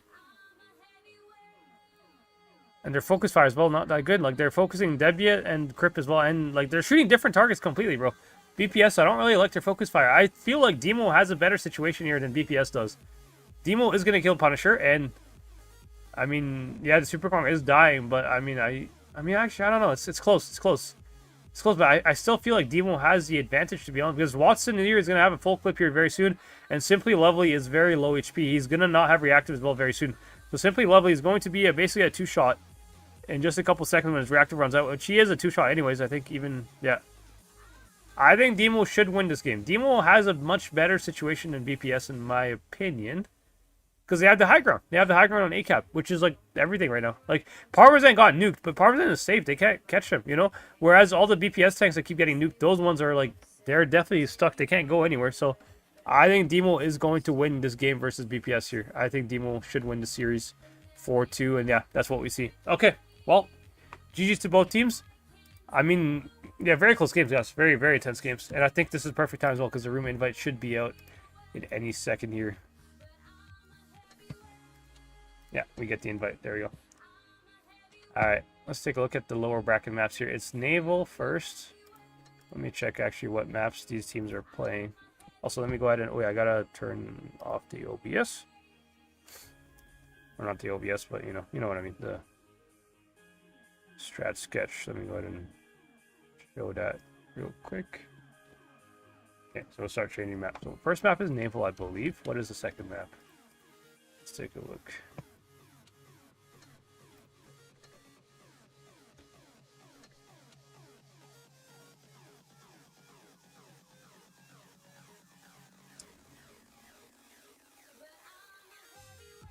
So we have Esful, Naval, Middleburg, Desert Sands. Okay. I mean, these are pretty simple maps, to be honest. There's not too much strat stuff you can do on Middleburg. There's not a whole lot of strat stuff you can do on Desert Sands either. Naval, maybe a little bit, but even then, that's not really too easy to make a lot of strats on. But basically, Naval, you have, if you take a look at Naval real quick, you have the high ground on C. This is a very important position, the high ground on C. Most teams will always send somebody here, whether it's a light tank or a heavy, even just to hold the top of C here. Top of C is very important. Even if you go like to A or something, top of C is still very important. So most teams will have somebody up here. They might go full A. They might play for C. Sometimes they'll play for like passives, like sniping positions, like for resets on A here. They'll have like a guy here or something, a guy here maybe, like this kind of. But yeah, Naval's a bit of a campier map because it's a very long range map, so it's not very easy to push Naval. Like, to push on Naval means you have to, like, if you push top of C, you have to cross such a long distance you open on the map, which most teams will not push top of C. Pushing A, I mean, also, to be honest, if the enemy plays very defensive, it's also kind of hard to push A as well. So Naval is more of a cap map. It's more about rotations and being able to, like, play off of the info that you get. Now, if you guys play pub matches, you know, you should always know that in random games, there's always like a light tank here spotting the crossing. I fully expect both teams will use light tanks to spot the crossing from this like B area. It gives a lot of information early game, so fully expecting it. But yeah, interesting game here. Now I think we do have a couple minutes here, so I can start going over the lineups. Let's go ahead and check out the lineups here for both teams. There we go. Alrighty, what do we have here?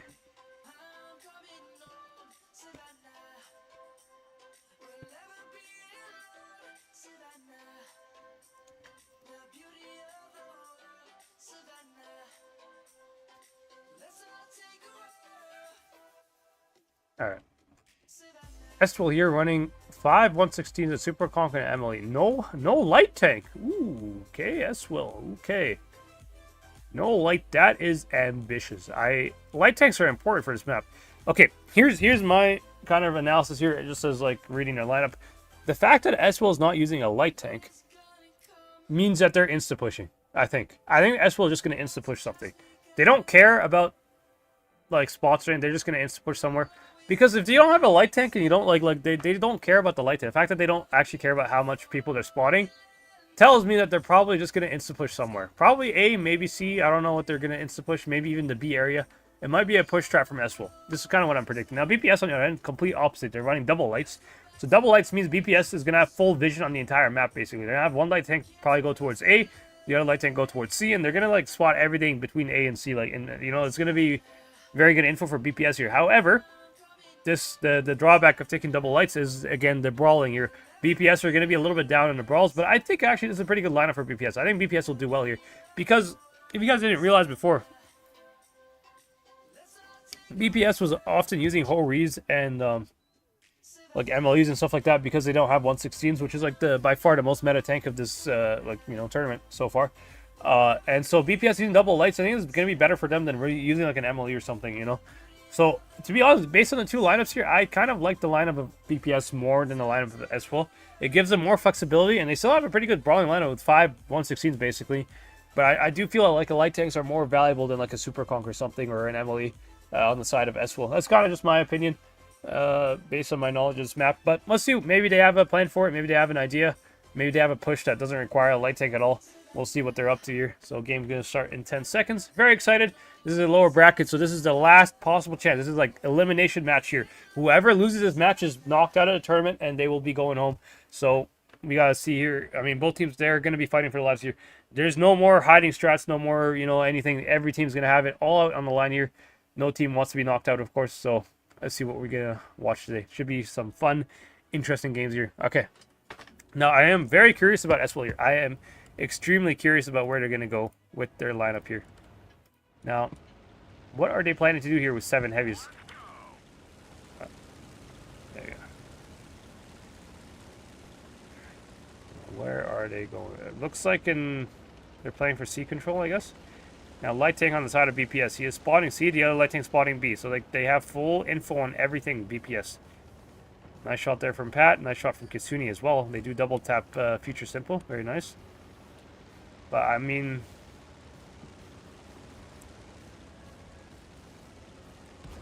why do they have 3 tanks stacked on top, though? I mean, they must be trying to push top here. Future Simple using Reactive, by the way. This is a bit of a mistake, although I don't think it's going to matter that much because BPS is not going to repush C here with heavies. But him wasting Reactive means that he's going to be like, if they... I mean, wait, maybe they are. Maybe they are trying to repush, actually. They might be...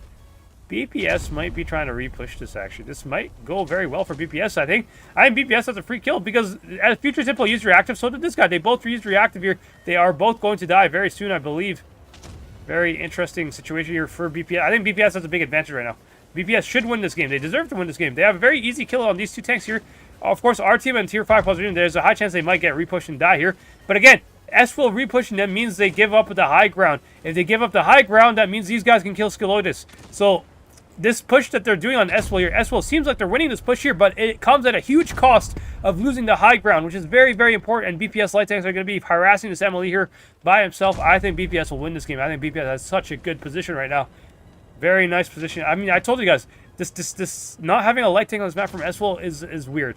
I think they really should have had a light tank for this situation here. If they don't have a light tank, it's going to be a bit of a problem for them. And you can see the problems that they had already. Like, even though BPS does not have a brawling lineup as much as S-Will does, S-Will still, like, you know, they're not able to use the... Like, they don't have info. They don't have information on where the push is coming from. And BPS was able to kind of surprise them there. Nice push there for BPS. Now, S-Will is fighting their best to make this close. But, I mean, Pat is definitely going to kill this MLE. Just a matter of time for him to kill this MLE. He does get the kill. And BPS has a guaranteed kill on Skilloid here. So, it's looking very good for BPS. Again, because Pat can just take top of A here. If he takes top of A, they have, like, literally, like, 3 S-Will tanks stuck between A and C here. And they have nowhere to go. I mean, this game's already over, in my opinion. S-Will for sure lost this game. The second... I mean... not wasting Reactive on C-Cap was a bit of a mistake from S-Will here, in my opinion. But I think even if they didn't do that, they still probably lose the game no matter what. It is somewhat of a... It wasn't really a close game, to be honest. Like, these light tanks are super, super healthy. Pat is full HP. Kitsune is a little bit low, but even if he's low HP, as a light tank... If the enemy doesn't have anybody who can hunt you down, because, like, who's going to catch a light tank? Nobody. You know, only another light tank can catch a light tank. So, this is why I think, yeah, the light tank pick from S-Will there, not having one is really, like, handicapped. And I think BPS played this game very well. GG to BPS. So, they are up 1-0 up. Now, I am very curious to see if S-Will will finally take a light tank for the next game here. They do still play one more match in Naval. In my opinion, they really should be taking a light tank. In my opinion, it is very valuable to take a light tank on on Naval. Naval's a very like rotational map, and you do need info. Now BPS opting for only one light tank, I believe, and take a Hori instead of double light. Okay, doable. Hori is also not too bad on Naval, to be fair. There's a lot of like angles you can play that will like long range of fire, like long it's called long view ranges of fire essentially. So I think BPS could have some good impact here. Now Kitsune here looks like he is actually taking the E50 for some reason.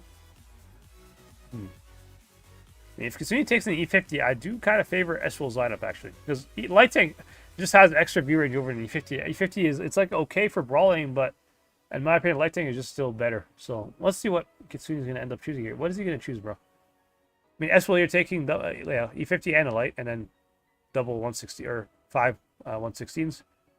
So Eswell here with basically more mobility, more. Yeah, I mean I think both lineups are good. I mean Kitsune, I think Kitsune should have been in a light tank in my opinion, but maybe he has a position with the E50 in mind. I don't know why you take an E50. I really do think the light tank is just better than an E50 in this meta, but let's see what Kitsune's up to here.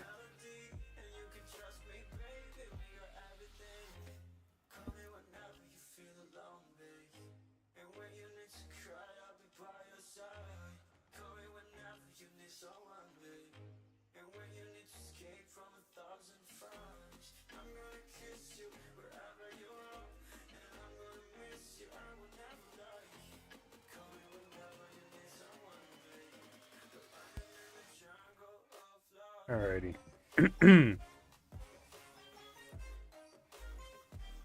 Hello, Adam. Hello, Suppressa. Hello, Team FA. Welcome, welcome. Hello, Darkman as well.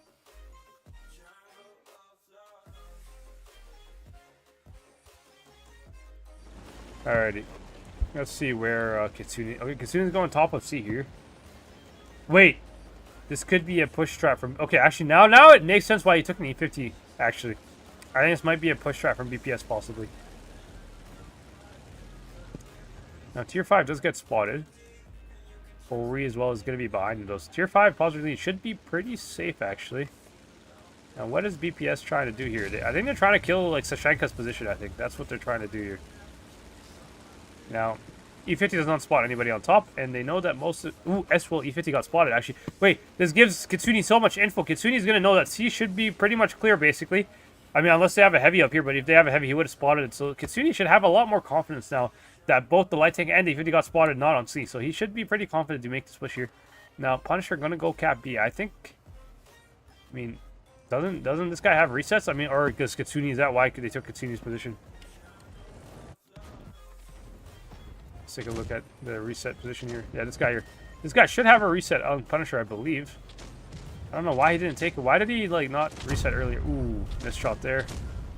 And Punisher is going to get absolutely nuked here. Punisher gets absolutely nuked.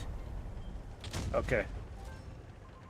I think Punisher's a free kill here. Now, T100 versus E50 is a huge 1v1, by the way.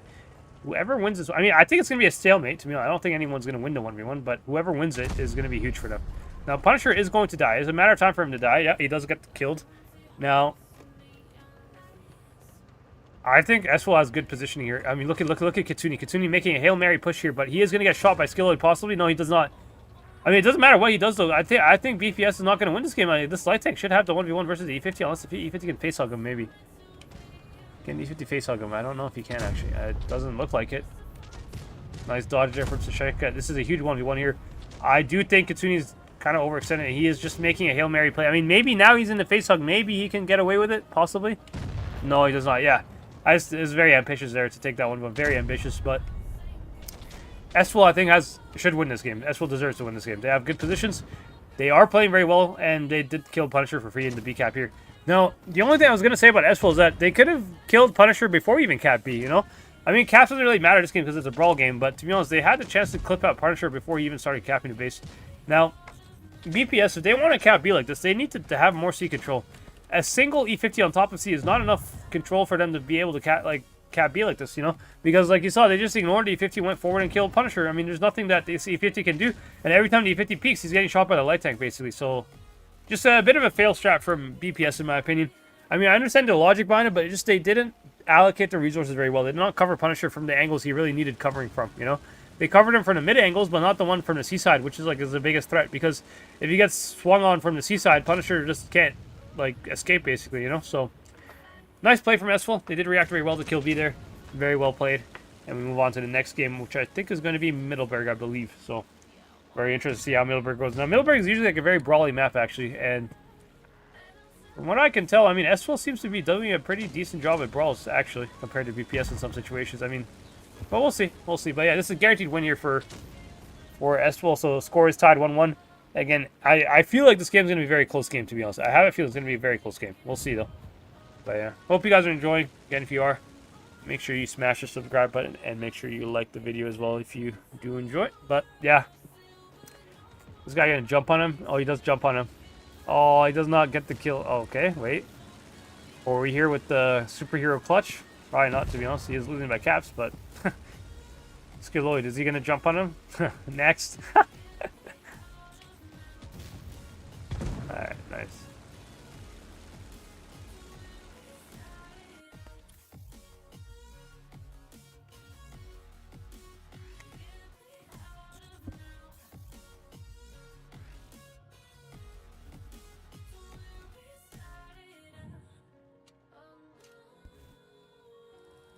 Alright, look at Punisher. Poor Punisher, man.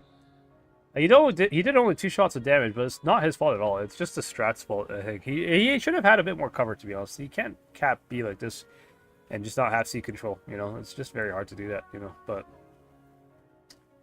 well, nice punish, though, from Esful. Esful punishing Punisher. Very nice punishing going on. Alright, we're getting ready up and go to the next game. So, Middleburg. Esful taking 7 heavies, which I think is a pretty good lineup for Middleburg. I mean, now BPS, what are they going to choose here? Are they going to take a Hori and E50 again? Interested to see what they have here.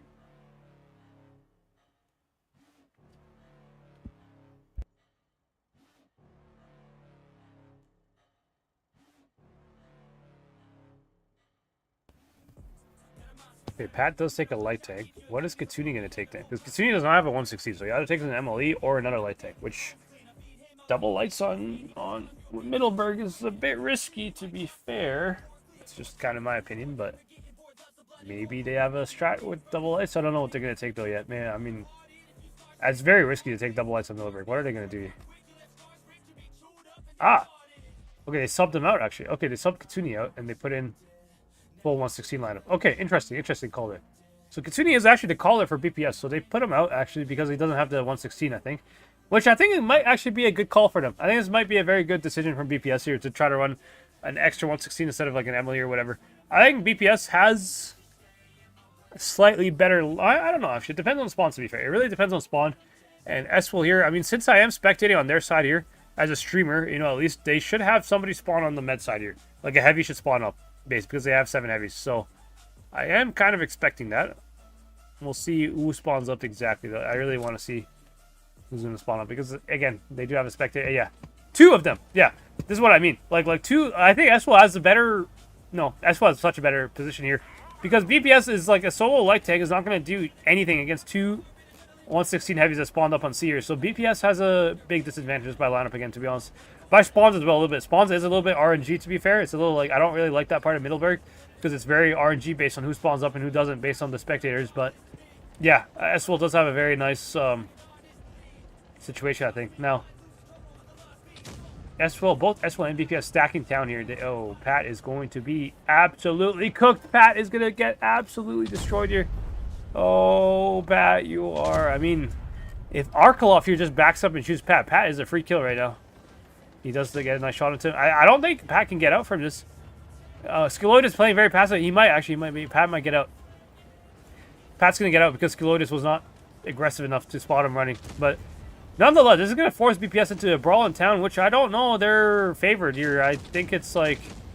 maybe they are actually. Wait, look at this focus with Visa here. Bro, you got to start getting your shots out, man. You're going to die very soon here.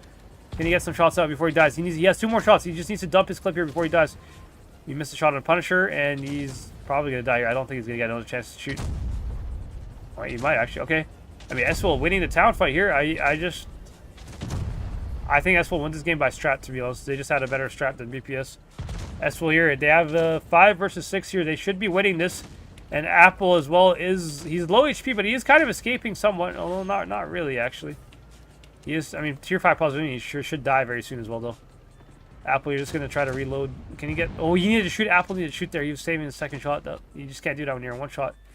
I mean, this is a close game. BPS could still come back from this. I mean, AS here is going to die soon, but so is Artyom.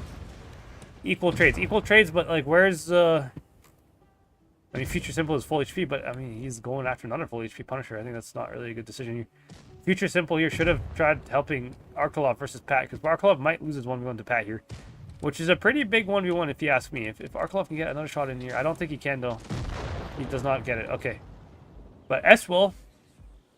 I mean, what? This is a very close game, guys. Skilled versus Simply Loved is a huge 1v1. Skilled versus Simply Loved is a huge 1v1. Whoever wins this 1v1 is basically gonna kill. Oh, Future Simple has a turret on him. He has a turret. I just realized that right now. This is. Wait, can he shoot with the turret on him? I don't think he can shoot. Future Simple cannot shoot. Oh my God, Punisher! What a play from Punisher. He's ignoring the guy that can't shoot him, and he's going for skill load. Oh no! Can he get the turret off? I think he got it off. I think he should have it off here. But is it too late? It might be too late. I mean, Sashenka here has to kill Simply Lovely. He has to kill Simply right now. Simply Lovely needs to die immediately. And Sashenka here needs to try to survive a little bit. Can he survive a little bit longer here? Future Simple, he just needs to get a kill on Simply Lovely here. But, oh my God, that turret might have just lost him the game. Seswell is going to... Oh, bounce for Sashenka. That's a huge bounce, actually. He needed not to bounce that. Now, Light Tank could die for this. Oh, wow. This is so unlucky for Future Simple here. I mean, he is going to get the kill here on Simply Lovely, but Punisher just full HP. And this Light Tank is not... Like, if this Light Tank plays it properly, you should not be giving him a kill here. Oh, man. Oh, I feel so bad for Future Simple. Who had a turret on him, like, for half of the game, bro. Imagine having a turret on you and you can't shoot for half the game in the middle of a brawl. Like, this guy was, like, fully loaded, ready to, like, clear anything here. And I was saying, he did a mistake not helping their Emily over there versus a Light Tank, because this Light Tank, if this Light Tank dies, Future Simple has a pretty good chance here. I mean, he does have caps. That's the only thing going for him. He does have caps. Maybe he can just kind of play, like, the cap angle and just, like, try to, like, hide from the Light Tank. But, I mean, I don't think it's going to work out. I don't think he has time here. I mean,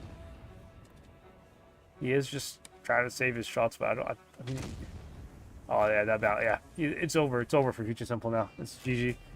Oh, that turret, though. That turret being on top of Future Simple is, like, the sole reason why he loses this match, man. I feel so bad for him. Yeah, it's kind of completely out of his control as well, because, like, just a popping turret from, like, any random tank lands on top of him, basically, and he's screwed. Like, that's just so unlucky for him. Very unlucky. I am definitely going to give Future Simple the unlucky avatar. Yeah, there you go. Very lucky, bro. That is so unfortunate for him. He is the reason that I think S will deserve to win this game. I really feel bad for them. S will 100% deserve to win this game. Punisher, though, with nice damage, though. 5.7k. That's insane carry from Punisher, but I think S will should have won this game by position, because the Light Tank got absolutely nuked in the beginning of the game there, and S will had a good situation there to win this game. I think S will should have won this game, to be honest. It's a bit of a shame that the turret probably played a huge role in them not winning this game here, but anyways, it is still not over for S-Will. They do have, like, they are on losing back foot here. They're losing 2-1 right now, but they have time to come back. Lots of time for them to come back here. It's still early on in the game. They do need to win the next, I mean, they need to win 3 more games and win the set. So it is very possible for S-Will here to beat BPS, but BPS also with a nice recovery. Again, though, I do think that Light Tank pick from BPS is going to plague them a little bit, though. Like you saw what happened to the Light Tank. The second two heavy spawn on S-Will, the Light Tank just gets, like, clapped, basically. There's nothing he can do. And sure, the Light Tank ended up winning the game for BPS at the end, but that's only because of the turret. If BPS loses the town brawl, this Light Tank, like, runs into town and into a losing fight, which he loses anyways, you know? S-Will should have won this game by strat, in my opinion. Now, BPS, they do take out the Light Tank, which I think is a good decision on this map. I think BPS has a very good lineup right now. Now, S-Will has 4-2-2 and E50. This is a very risky pick from S-Will here. I don't know why would you pick 2 mediums? I mean, you just basically destroyed BPS because you had 2 heavy spawn up. Now, if BPS gets 2 heavies to spawn up as well, the same thing is going to happen to S-Will as what happened to that Light Tank the other game. So, I think BPS should win this game just by lineup. I'm already predicting it. I'm predicting BPS should win this game by lineup. They have a much better lineup for brawling, and like I said, this entire map is about brawling. There's not a lot of rotation that you can do on Middleburg, to be honest. Like, it's not very, like, rotational map at all. So I think BPS will win this just by the brawl potential that they have. They have the 113, which is a very good tank. It's a decent replacement for the 116. It's not that best. It's not as good as the 116, of course, but it is doable. It has good DPM. It has good pen and a decent gun as well. So interested to see what. Yeah, and look. BPS had 2 heavy spawn up. This is exactly what I meant. Like what are these guys? What do you expect an E50 and a 422 to do here versus like 2 heavies? There's nothing they can do, bro. Like they're gonna be forced into town, and E50 just sucks in town. Like, what are you going to do in town here? I mean, well, they're just trying to push B here. That's their strat, I guess. They're trying to push B and use their mediums to farm, but BPS is not capping B here. I mean, yeah. BPS has cap lead. They cap C. Now, SWOL might try to cap B here, but, I mean, BPS has a good lineup to repush this. Or they could just kill for this. This 422 is, like, really isolated, bro. This guy's, like, he's going to run, but I think they might even get him spotted before he's able to get out. Can he get out unspotted? I don't think so. I think he lost his time here. This 422 is a free kill. If renamed, then Tier 5 probably just pushed this 422 here. He should be a free kill. Can they spot him, though? Yeah, this is what I mean. He got spotted. Like, this guy's screwed, man. Sashenka here is like the freest kill of free kills like you're ever gonna find.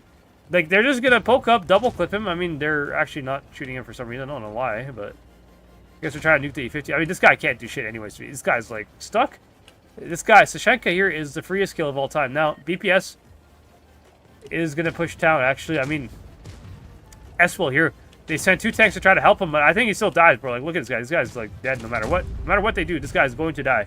Although this guy, actually, maybe not. Actually, that fire might have saved his life here, to be honest. But I mean, the clip here on this guy is going to definitely save it. Yeah. So 2v2 going there. I mean, SWOL is going to win this fight here, but the town fight looks very bleak for them. I mean, it's a fail lineup, to be honest. You cannot take double medium on this map and expect to be able to win a brawl when every other tank on the map here is a 116 clipper. I mean, it's unrealistic. Unrealistic by BPS, in my opinion. So, or by SWOL. I mean, very, very well played by BPS. Although, to be honest, they didn't really have to play this game that well. They just kind of like have a much better lineup than SWOL here. So, I don't know why SWOL like didn't stick with the 7 heavy strat that they had. 7 heavy, I think, would have worked better. Even if they played them the same way. Let's say 2 heavy spawn up or whatever, like instead of mediums. Like, a heavy holding this position where the 422 died would have been so much better than the 422 holding that. I guarantee that 422 was, like, maybe penned, like 1 or 2 shots. Like, actually penned shots with the head. He definitely shot the rest, like, splash damage. I think he only got the kill on this guy here. And that's the only headshot he was able to do the entire game, basically, I think. So, well played by BPS. I mean, it is 4 versus 2 here. I mean, SWOL could... I mean, if BPS just caps the base here, I don't think they have any chance. But, I mean, maybe... Maybe Skillload could make a big comeback here. I mean, our team is pretty full HP, though. Like, yeah, this is GG, man. BPS is 100% going to win this game. There's nothing that SWOL can do here. It's just a formality at this point. They should just die for time. Which, like, yeah, this guy's going to be forced to look at Simply Lovely. He's going to eat an entire clip from this guy. And the E50... I mean, the E50 might kill Pat, actually. Pat might... Wait. Can Pat hide behind this corpse here and be safe? I'm very curious about this. Oh, yeah, Pat. You can get the first shot off. Oh, he shoots the barrel of the tank. Oh, my God. Yeah, Pat's going to die here, but I don't think it changes anything. I mean, our team is capping C here. Even if this guy caps B, it's just over for him. It's just a matter of time. So, SWOL are going to be down here, and BPS will be on match point. BPS will be up 3-1. SWOL needs to make a big reverse sweep to be able to continue their hopes and dreams for this tournament. If they do not win the next 3 games in a row, they will be knocked out. This is elimination stage, so huge games there. All right. Let's see what the next game is going to be like. I think next game should be on... I actually remember the map. I gotta check the game, actually, when we get out of the game here. But real quick, I just want to see the damage numbers of the C50 here and the 422. And 422, Sashenka here did 1,300. I mean... It's damage, but, like, if you think about it, guys, 1,300 is the same as, like, a 116 dumping his clip before he dies, basically. Like, that's basically what he did. Had they just taken a 116 up there, it would have been much better than a 422, in my opinion. I think SWOL lost this game by lineup. There's nothing else I can say about that. They just lost the game by lineup, purely alone. All right, Desert Sands. Now, Desert Sands is a very medium-based map here. I'm very curious to see what SWOL's going to run here.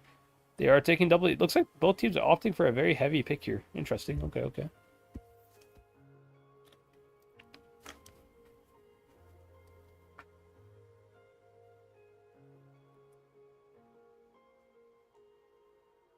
Let's take a look at the chat real quick since we have a bit of time here.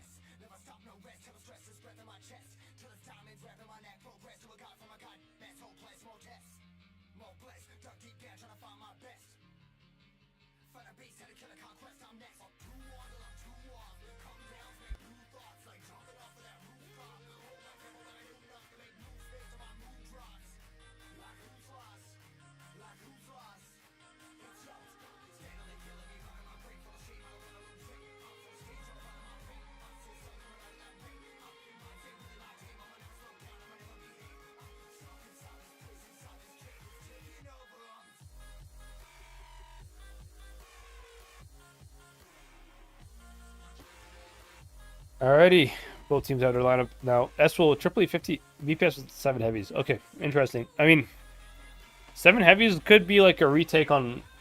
I don't know. I mean, they could be pushing town, to be honest, actually, with 7 heavies as well. I don't know what BPS is going to do here with their lineup. Very curious as well to see.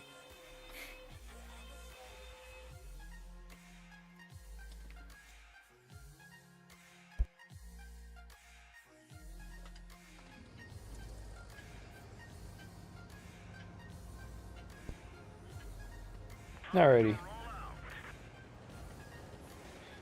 S-Will actually playing aggressive in town. Hell no. Also, one of the BPS tanks got a med spawn, by the way, like one of the heavies, actually, so that's... S-Will, I don't think this is a good decision, bro. You really got... They really saw, like, 7 heavies, and they're like, yeah, let's go town. Like, why would you do this, bro? I mean, actually, wait, they might have caught Pat off guard here. Pat might get absolutely nuked here. This is actually maybe a good play from S-Will. Although S-Will, I don't think they should push in. They should just get the nukes and play safe here. They are losing so much HP for this kill. I don't think this is worth it. This guy's going to die for... Pat didn't even die yet, bro. Pat is still alive. I don't like S-Will's push here. I think this is an overextension here. They don't have the heavies to be playing like this, bro. Like, VPS has the heavy advantage. How are you guys, like, playing like this? Okay, they do get the kill. First kill goes their way here. Now, can Skilloid end this LJ50 tier 5 pause? That's like probably the best play they can do because BPS should win the town fight here. Like, they will win the town fight no matter what here, I'm pretty sure. Unless S-Will can have, like, crazy good focus, which they might actually. RTO might get absolutely nuked here. S-Will has a really nice focus fire. S-Will's focus fire might actually save them this game here. It might save them. It might save them. Now, they do get the kill. Now, as Apple here, I mean, they have full HP 116s. Can they help hypnotizing, like, Maverick here? If they can help him, it's huge, by the way. Yeah, just this one shot as well has a good impact as well. He's going to possibly put one more. No, he does not. But this one shot from S-Will is doing a very good job of being impactful in the game here. I think S-Will should win this game, actually. They're playing the... S-Will is winning this game by focus fire. It was not, in my opinion, it was not a good push. But they had such good focus fire that they actually made it work. They pushed into a disadvantage. They pushed an E50 into the heavy side versus 5 heavies, basically. And they somehow won this game. Like, comfortably won, by the way. Good focus fire from S-Will. Really good focus. I'm very surprised BPS actually managed to lose this game. I think BPS kind of struggles in brawls, to be honest, is what I've kind of noticed. Like, even versus Demo. There's a couple sets versus Demo, like, that we spectated earlier versus BPS. And the games versus Demo, I mean, BPS, there's a couple games they should have won, actually, by their setup. And they just got out-brawled somehow. I think BPS just doesn't have as good focus fire as, like, maybe other teams do. Also, what the... Okay, I don't know why my camera did that. Apologies for the awkward camera work there, but yeah. Okay, S-Will putting up a good fight. Okay, maybe they have a chance to come back here. S-Will, nice comeback there.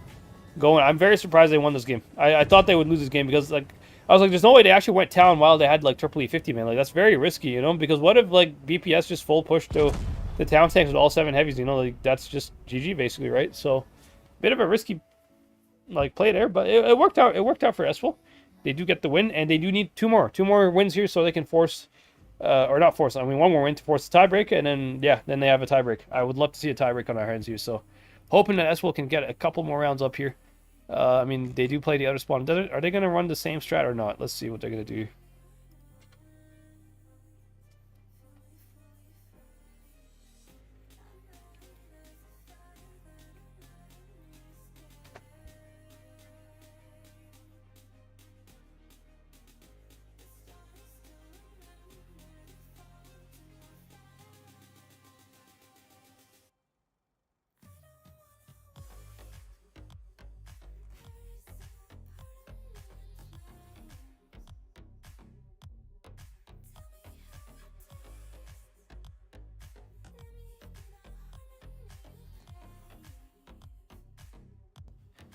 Alrighty.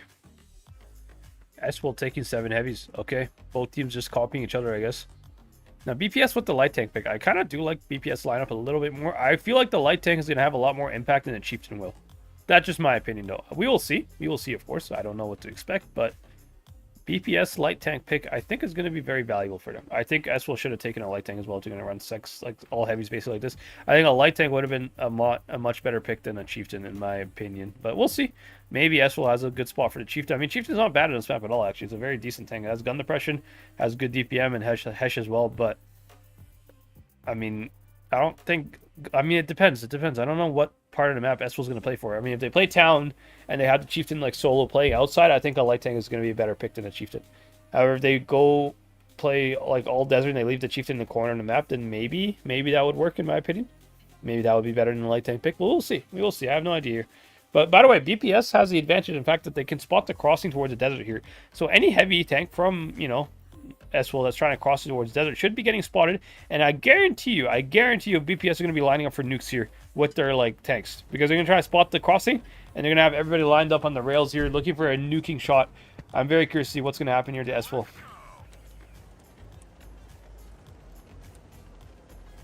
So, alright. So, S-Will here not actually going towards rails at all. Now, if this light tank spots the Chieftain, which he will, look at how aggressive this light tank's doing, and they're all going to be pre-aiming. All of BPS is looking for the shots here as they're crossing. Now, they don't see any, but BPS has a good position with Punisher, man. I don't know how they're... How is S-Will gonna like come back from this? Punisher has such a good spot here. He's very safe. I think BPS win this game, to be honest, just by strat. I mean, S-Will here with like a gamble on pushing Punisher. I don't know if they can actually make it work, to be honest. Punisher is very safe in his position here. Like, I mean, look at this guy just bleeding a lot, man.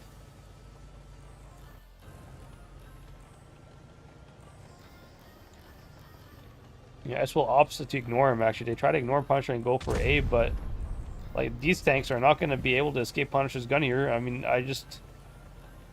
I really don't like S-Will's strat here. I mean, they are making it somewhat work, but they're going to bleed so much for these like rotations that they're making here. And Axel Arkalov here, like the second he starts moving up, he's going to get shot by the one. So he has a bit of a lucky timing here, but Punisher could just come behind. Like Axelov is a free kill here. He's a free guaranteed kill. Axelov is a guaranteed kill. Now, BPS, all they need to do here is just play passive in their spawn, buy time, because the Punisher's going to come behind Axelov here and rename as well, can push him in front. Same with Simply Lovely. Like, they could have 3 tanks killing Axelov right now. And this light tank is going to hunt down the low HP. Yeah, I think BPS will win this game, bro. BPS has such a good position. Now, thing is, can S-Will make this game work out by focus fire? Because S-Will has proven time and time again here that their focus fire is a bit superior to BPS focus fire. So I am very curious if they're going to be able to maybe win this game just by pure focus fire. Maybe they might be able to. They might be able to, but in my opinion, it's risky. It's hard. Now, Arkalov does die immediately in the middle there, just as I was saying it.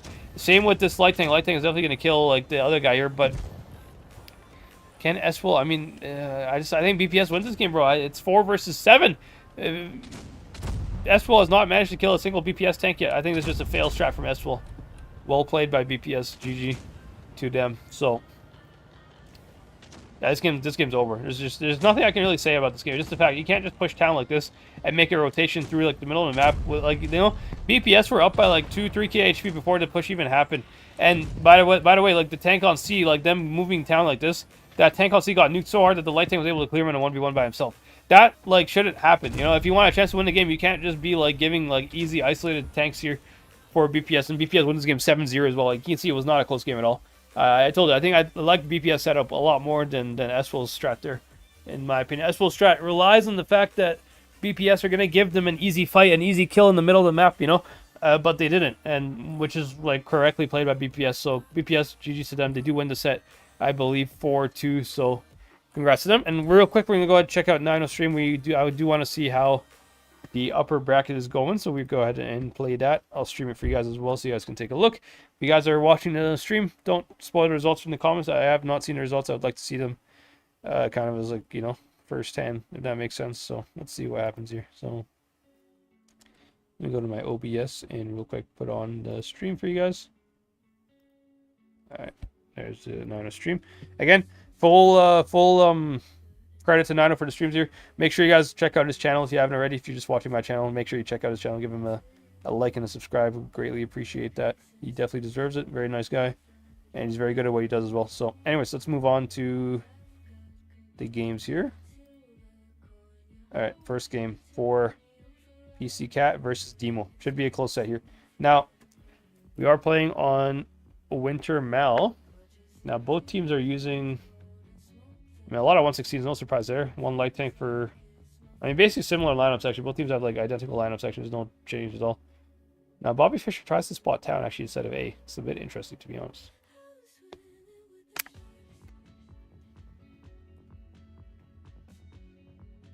Blind fire into Bobby Fischer. Nice try there by Crip. He almost hit that. He actually almost got the timing to hit that.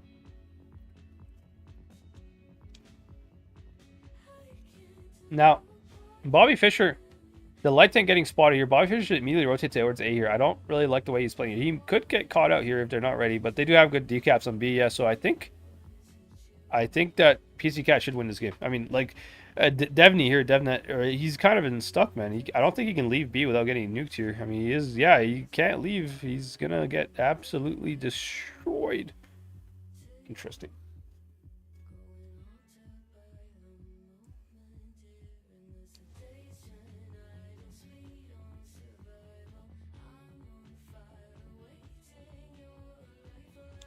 Dev is a free kill.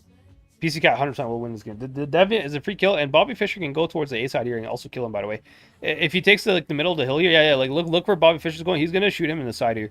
This guy is a guaranteed kill. Now, Bobby Fischer, the only thing he has to watch out for is not to lose the 1v1 to the light tank by wasting his time shooting this guy here, which I don't think he will. Yeah, he got the kill cleanly, did not lose any HP, and did not even waste adrenaline, which is very important as well. Not wasting adrenaline as a light tank is very important because that 1v1 later in the game, although Bobby Fischer does take a shot there from Pyroblast. So Pyroblast does have the 1v1. Well, not really, actually. Pyroblast did get shot earlier. So Bobby Fischer still with the 1v1 advantage versus Pyroblast. However, Bobby Fischer is spotted for 20, whereas Pyroblast is not. So Pyroblast might be able to get another shot into Bobby Fischer here. He probably will. Pyroblast will probably hit Bobby Fischer here again. Let's see if he's able to get it. He just needs to peek up and shoot him here. Is he going to do it?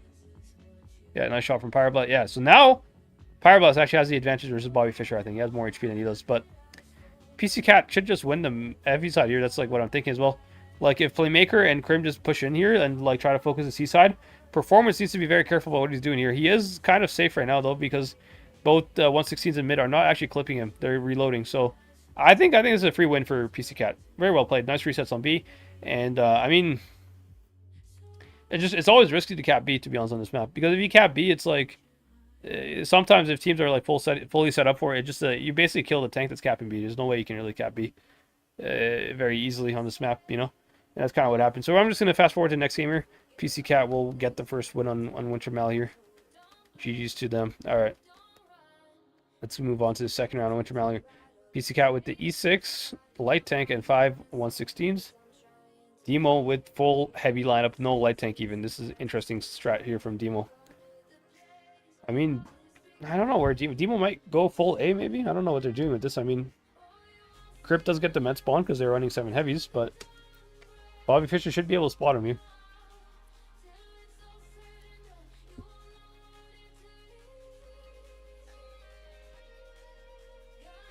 Yeah, they're going full A. That's kind of what I thought. Because usually you'd use a light tank unless you like are full going somewhere. You know, if you're going 7 tanks all in one direction, then there's really no need for a light tank. You know, but I mean, I think Demo has a pretty nice strat here. To be fair, actually, the only thing is the cap lead. But Demo doesn't get the cap lead on A. They actually do cap A before PC Cat cap C. So interesting setup here from Demo. Now PC Cat is down on caps and they have a light tank and an E6. So PC Cat's gonna actually have a lot more trouble here winning this game than Demo does. Demo has very good positions actually. In my opinion, I think Demo should win this game. They just have like they just PC Cat has to repush them and with E6s and light tanks basically. I mean, Demo is like full heavy, man. Like this is very hard to push. Now, let's see what is PC Cat trying to do here. Not to be, bot to be, might get killed here. I don't like this push. Parmesan should have shots on him, and yeah, this guy's like nuked, bro. Like, why did they send him alone? What kind of call is this? Why would you send this guy alone by himself while the rest of your team is not ready to trade him? Not gonna lie, this might have been a more free kill than the guy to Cat B last game. That was like, what was this called, bro? Okay, PC Cat. I mean, I'm telling you, man, these teams are making a lot of mistakes right now, actually. I mean, maybe the pressure's kind of getting to them. I know Uni's not there right now, so PC Cat is playing without their caller at the moment. So it makes sense that their performance levels drops a little bit, but still, to this extent, like, to send a tank by himself toward, like, what did you think was going to happen to him, bro? Like, this is, like, the most free donation I've ever seen in my life. Okay, I'm just going to fast forward here. There's, like, nothing that... PC Cat loses game, bro. Like, it's just GG. It's GG. Like, what are you going to do, bro? So, you already had the heavy disadvantage, and you sent another one of your heavies. Like, the few heavies that you had that can actually do anything, like, pushing-wise, sent him to go die in a 67. I mean, good luck repushing with E6 and light tank, basically. Okay. Alright, Castilla, different map altogether. Alright, let's see what PC Cat's able to cook up here. Demo with a lot of E50s, actually. Double E50 and double lights. Demo lineup looks like an A lineup, to be honest. Like, everything, it looks very heavily stacked towards A here. Let's see what they're able to do.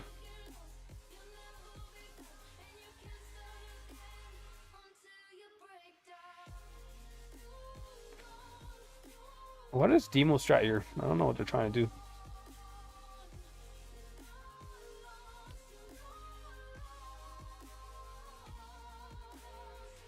It looks like Demo strats to fast cap A. I think that's their entire strat is around fast capping A, which they will have A for year. Now, does performance get nuked by Horis for crossing like this? I think he does. Yeah, he does get shot one by one Hori here.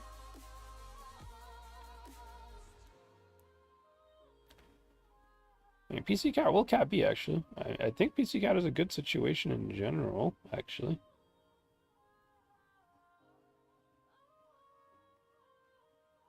So PC Cat with double cap on B, and then light tank and cap C. Bobby Fischer here can cap C at any point here. And, I mean, I don't think Demo can really reset B, to be honest. They have, like, not really good positions to reset B.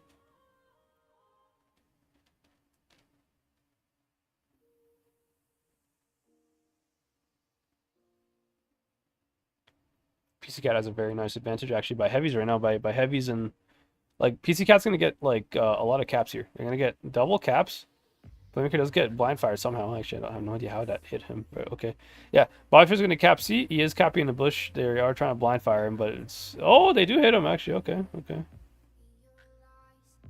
I mean, it's a blind shot, but, you know, it works, I guess.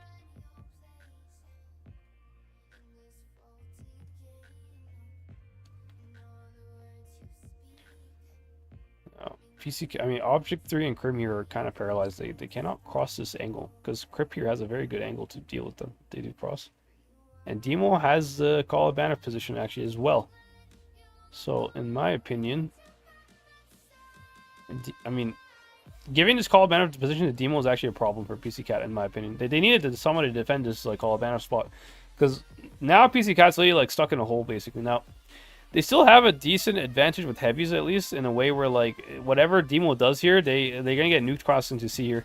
Yeah, Devia getting absolutely nuked. I mean, he does actually make it, though. The fact that he makes it is very important.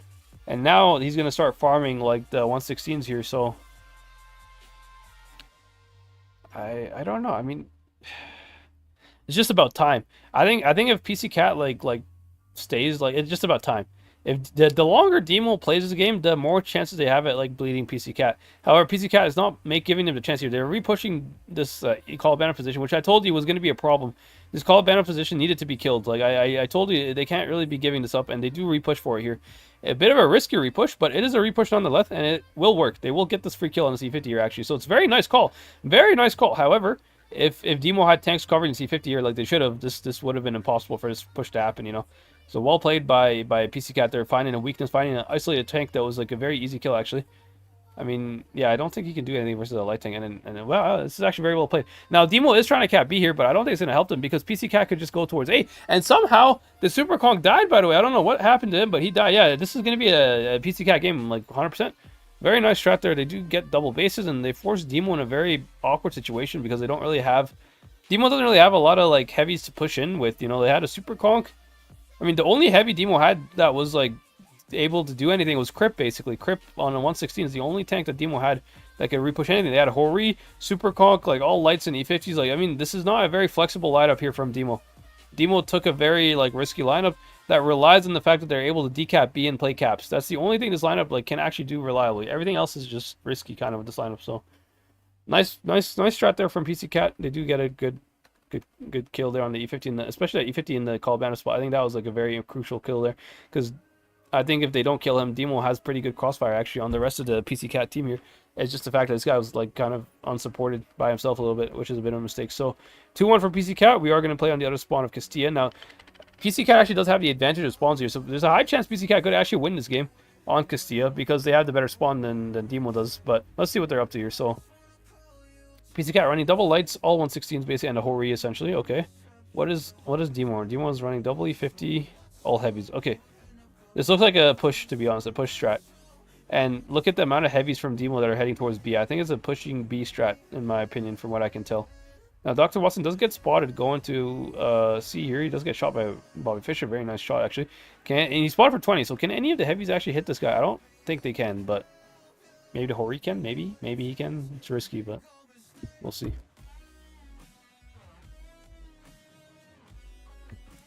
Yeah, Demo with the pushing B strat here. Could work out for them, to be honest. Object 3 here and not to be might actually straight up just die from this strat, but I mean, question, is this actually a pushing B strat or just a capping B strat? Maybe just capping, actually. I mean, there's no way they can reset 4 tanks capping, so they are going to get the cap here, but can they at least nuke them leaving out of B? That's like the one thing they need to do, kind of.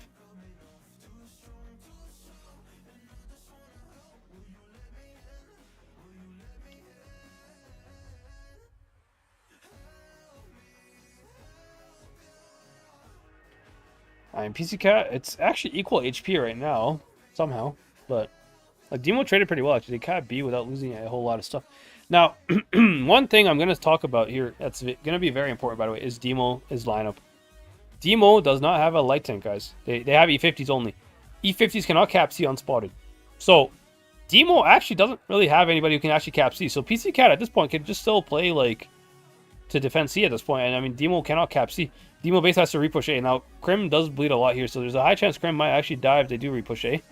But if Krim is playing it correctly, he should be trying to get out at this point. Now, can Pyroblast catch him? That's the main question. If Pyroblast can catch a clip on... Oh, Krim just, like, perfectly avoids him. He runs as, like, Pyroblast is, like, trying to move up on him. Okay. Krim getting away. I mean, Krim is very low HP. He definitely needs to play very safe here. And Elmeri needs to also be a little bit careful. And Playmaker being up here is fine, I think. But I think right now, PC Cat needs to play more for... Oh, Krim got spotted. Ooh, Krim. Where did he get spotted from, even? I don't understand how he got spotted. It must have been a tank on A that spotted him somehow. I don't know what else could have spotted him, but...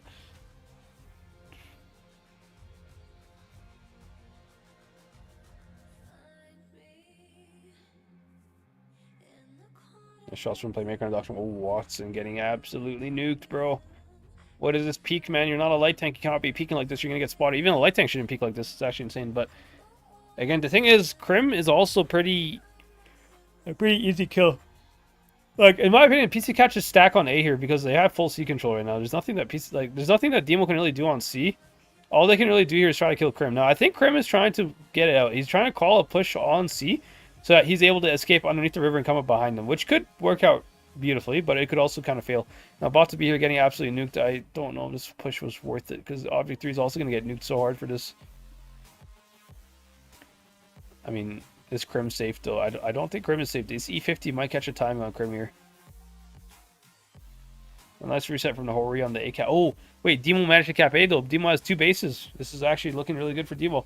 They have 6 versus 5, and they have 2 bases, and to be honest, PC Cat doesn't really have a whole lot they can do, especially with 2 light tanks. I mean, Bobby Fischer, if he's not careful, he is going to die. He needs to start running away from here. I mean, this does not look good for PC Cat at all right now, actually. The fact that Krim is stuck in the river right now, and they have 2 light tanks and a Hori as well. I mean, what is Hori and 2 light tanks supposed to do here to try to save Krim? Krim cannot be traded right now.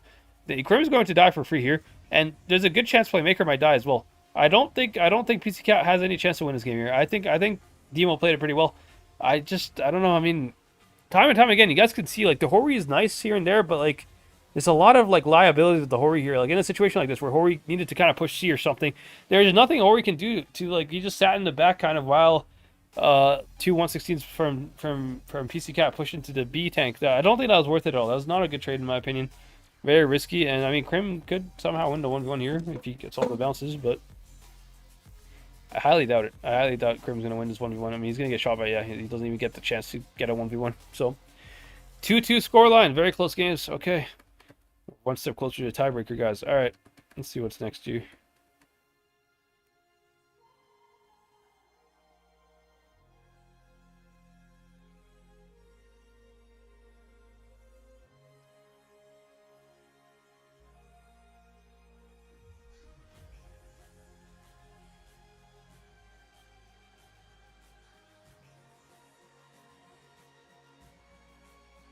PC Cat on Yukon. What are they going to do on Yukon here? Kind of curious.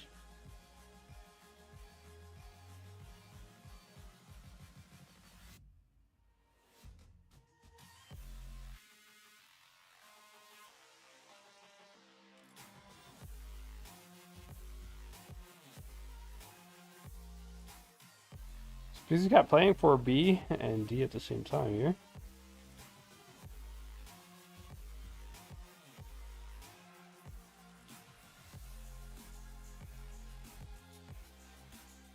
What is the strat that they're trying to do here? I mean, Demo's capping A.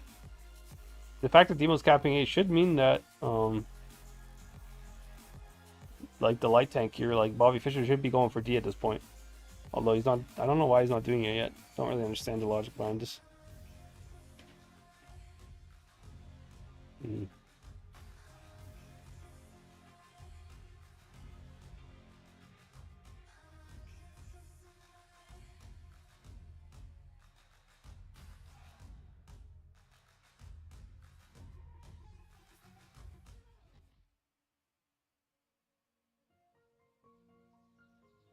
Why is Bobby Fischer so scared of capping D, bro? It's so obvious that they're on A. Like, you're not gonna have anybody on D, bro. Just go cap D. Like, the longer you wait, the more time you're wasting by caps here. It's pretty obvious to me that, I mean, he's so scared. He's so scared of like every bush, even though, bro, Demo has E50s, you know, like they're not gonna, like, you're gonna outspot E50s with light tank, like, and they're even spot on A cap right now. So PC Cat here opting for the D cap, and they are going to.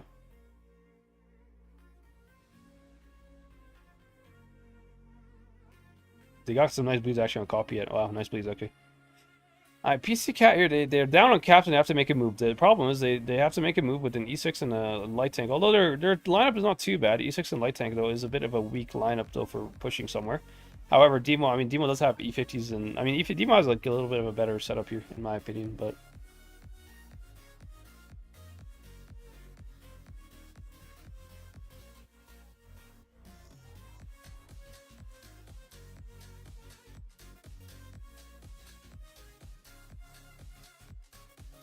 A shot from Bobby Fischer into Deviet here. Okay.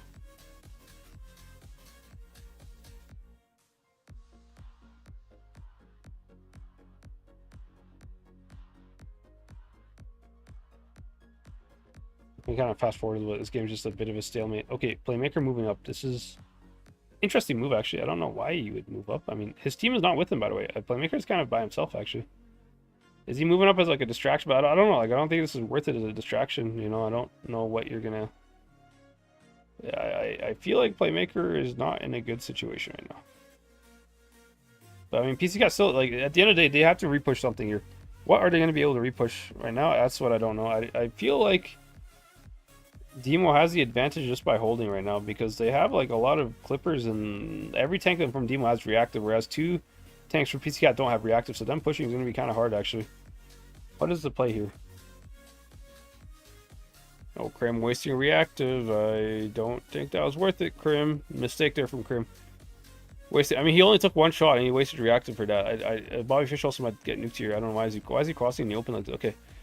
So PC Cat looks like, I mean, that's the problem with Playmaker, man. Like, they moved up Playmaker into a position that was like a free kill basically, and then they're going to like push their spawn. Why would they give them a free trade on the other side there? Like, it's just a throw kind of from PC Cat here. I mean, like, look at Playmaker's gonna die, bro. I mean, the best thing Playmaker can do is try to stop A little bit here, but like, I don't think it's gonna be enough, man. I'm pretty sure. I mean, PC Cat does have a kill on DevNet here. Bobby Fischer missing that shot, bro, is actually insane, bro. Wow, how do you miss that? Oh boy. Yeah, they did get the kill, but like, it's. Wait, actually, PC Cat managed to get 2 kills somehow. What the hell? How did they manage to get 2 kills? They got 2 kills, and somehow Playmaker's the only one who died. Okay, I'm very interested about that. I don't know how that actually happened, but Caps. Caps is like the name of the game right now. It's like 930 cap. If WOTB dies, it's going to be a problem here. PC Cat needs to get a kill somewhere else. Parmesan needs to die right now. Parmesan has to die immediately. They do get the kill. Can they win the game by Caps? They might be able to. Pyroblast died. Nice! They won the game. Oh my god, that was so close. That was such a close... Wow. Okay. Okay, it worked out. It worked out for them, but I really think them leaving Playmaker there, like, yeah, he was a bit of a bait, but in the same time, Demo, like, they could have easily won this game, I think, as well. I don't know how they lose a second tank on C, though. That shouldn't happen. Like, let's go back here a little bit. I want to kind of see what happened here on C. Like, how did Demo lose a tank on C here? Because it was only, like, Object here and PC, and not to be here. Like, it's only 2 tanks here. Performance wasn't even a part of the fight. Like, how did 2 tanks manage to kill one of the tanks on C? That doesn't make sense to me. Or is it because Krim comes from behind him? Maybe it's because of Krim, actually.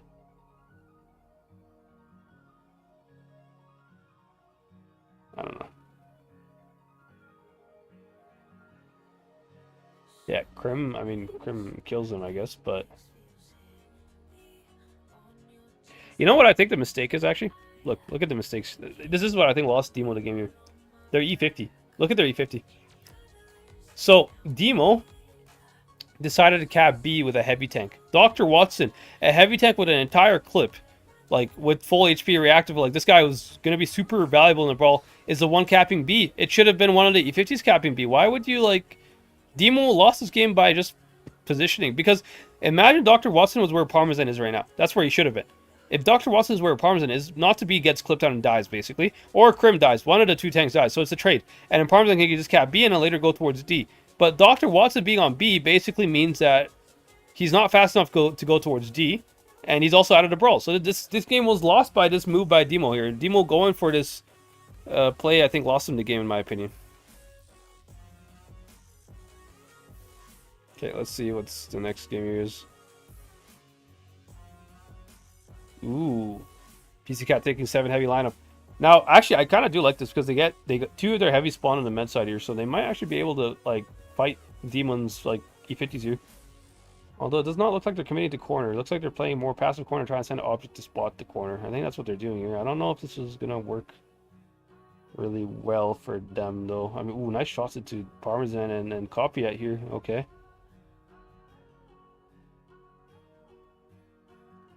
I think this might be a good call here. Ooh, PC Cat has such a nice counter. They're gonna kill 2 E50s here right off the start of the game here. I think Demo is screwed. I think Demo, like, their E50s are going to die basically. Wow. Demo is going to die with their E50s, I think. There's nothing they can do to save them. I mean, they did get in time, and, like, to be honest, Crip here and Dev yet managed to get behind. But I think that PC Cat should win this game just by HP and by tanks. Like, they have much better brawling tanks than Demo does. PC Cat should be able to kill this E50 here. Now, if performance can survive would be huge, but he probably is not going to survive. But as long as Copyet dies, it's not a problem at all here for him to die. Now, Demo does have a tank advantage here. They did kill 2 tanks, whereas PC Cat only killed 1, but... Look at the HP on Demo. I mean, Playmaker's so full. He's so healthy. He's going to get this kill. Watson as well is a very easy kill. And as long as this corner Copy guy should die to not to be here. Not to be should be able to get the kill, and he does get the kill. So it is 5 versus 4 right now. And Dr. Watson is paralyzed. He is a 2-shot basically at best. You know, he could even be a 1-shot if they get a lucky high roll. So I think PC Cat should win this game, which is very nice actually. Very well played by them. Nice call there for them to kill the E50s that were completely isolated in the edge of the map there. I think that was a very well played game.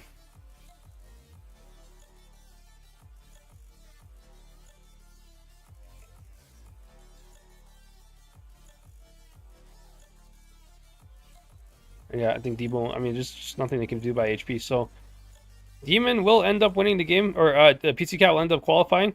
So, PC Cat is officially in top 4, guys. They will make it in next stage. So, this is very big news for them. So, congratulations to PC Cat.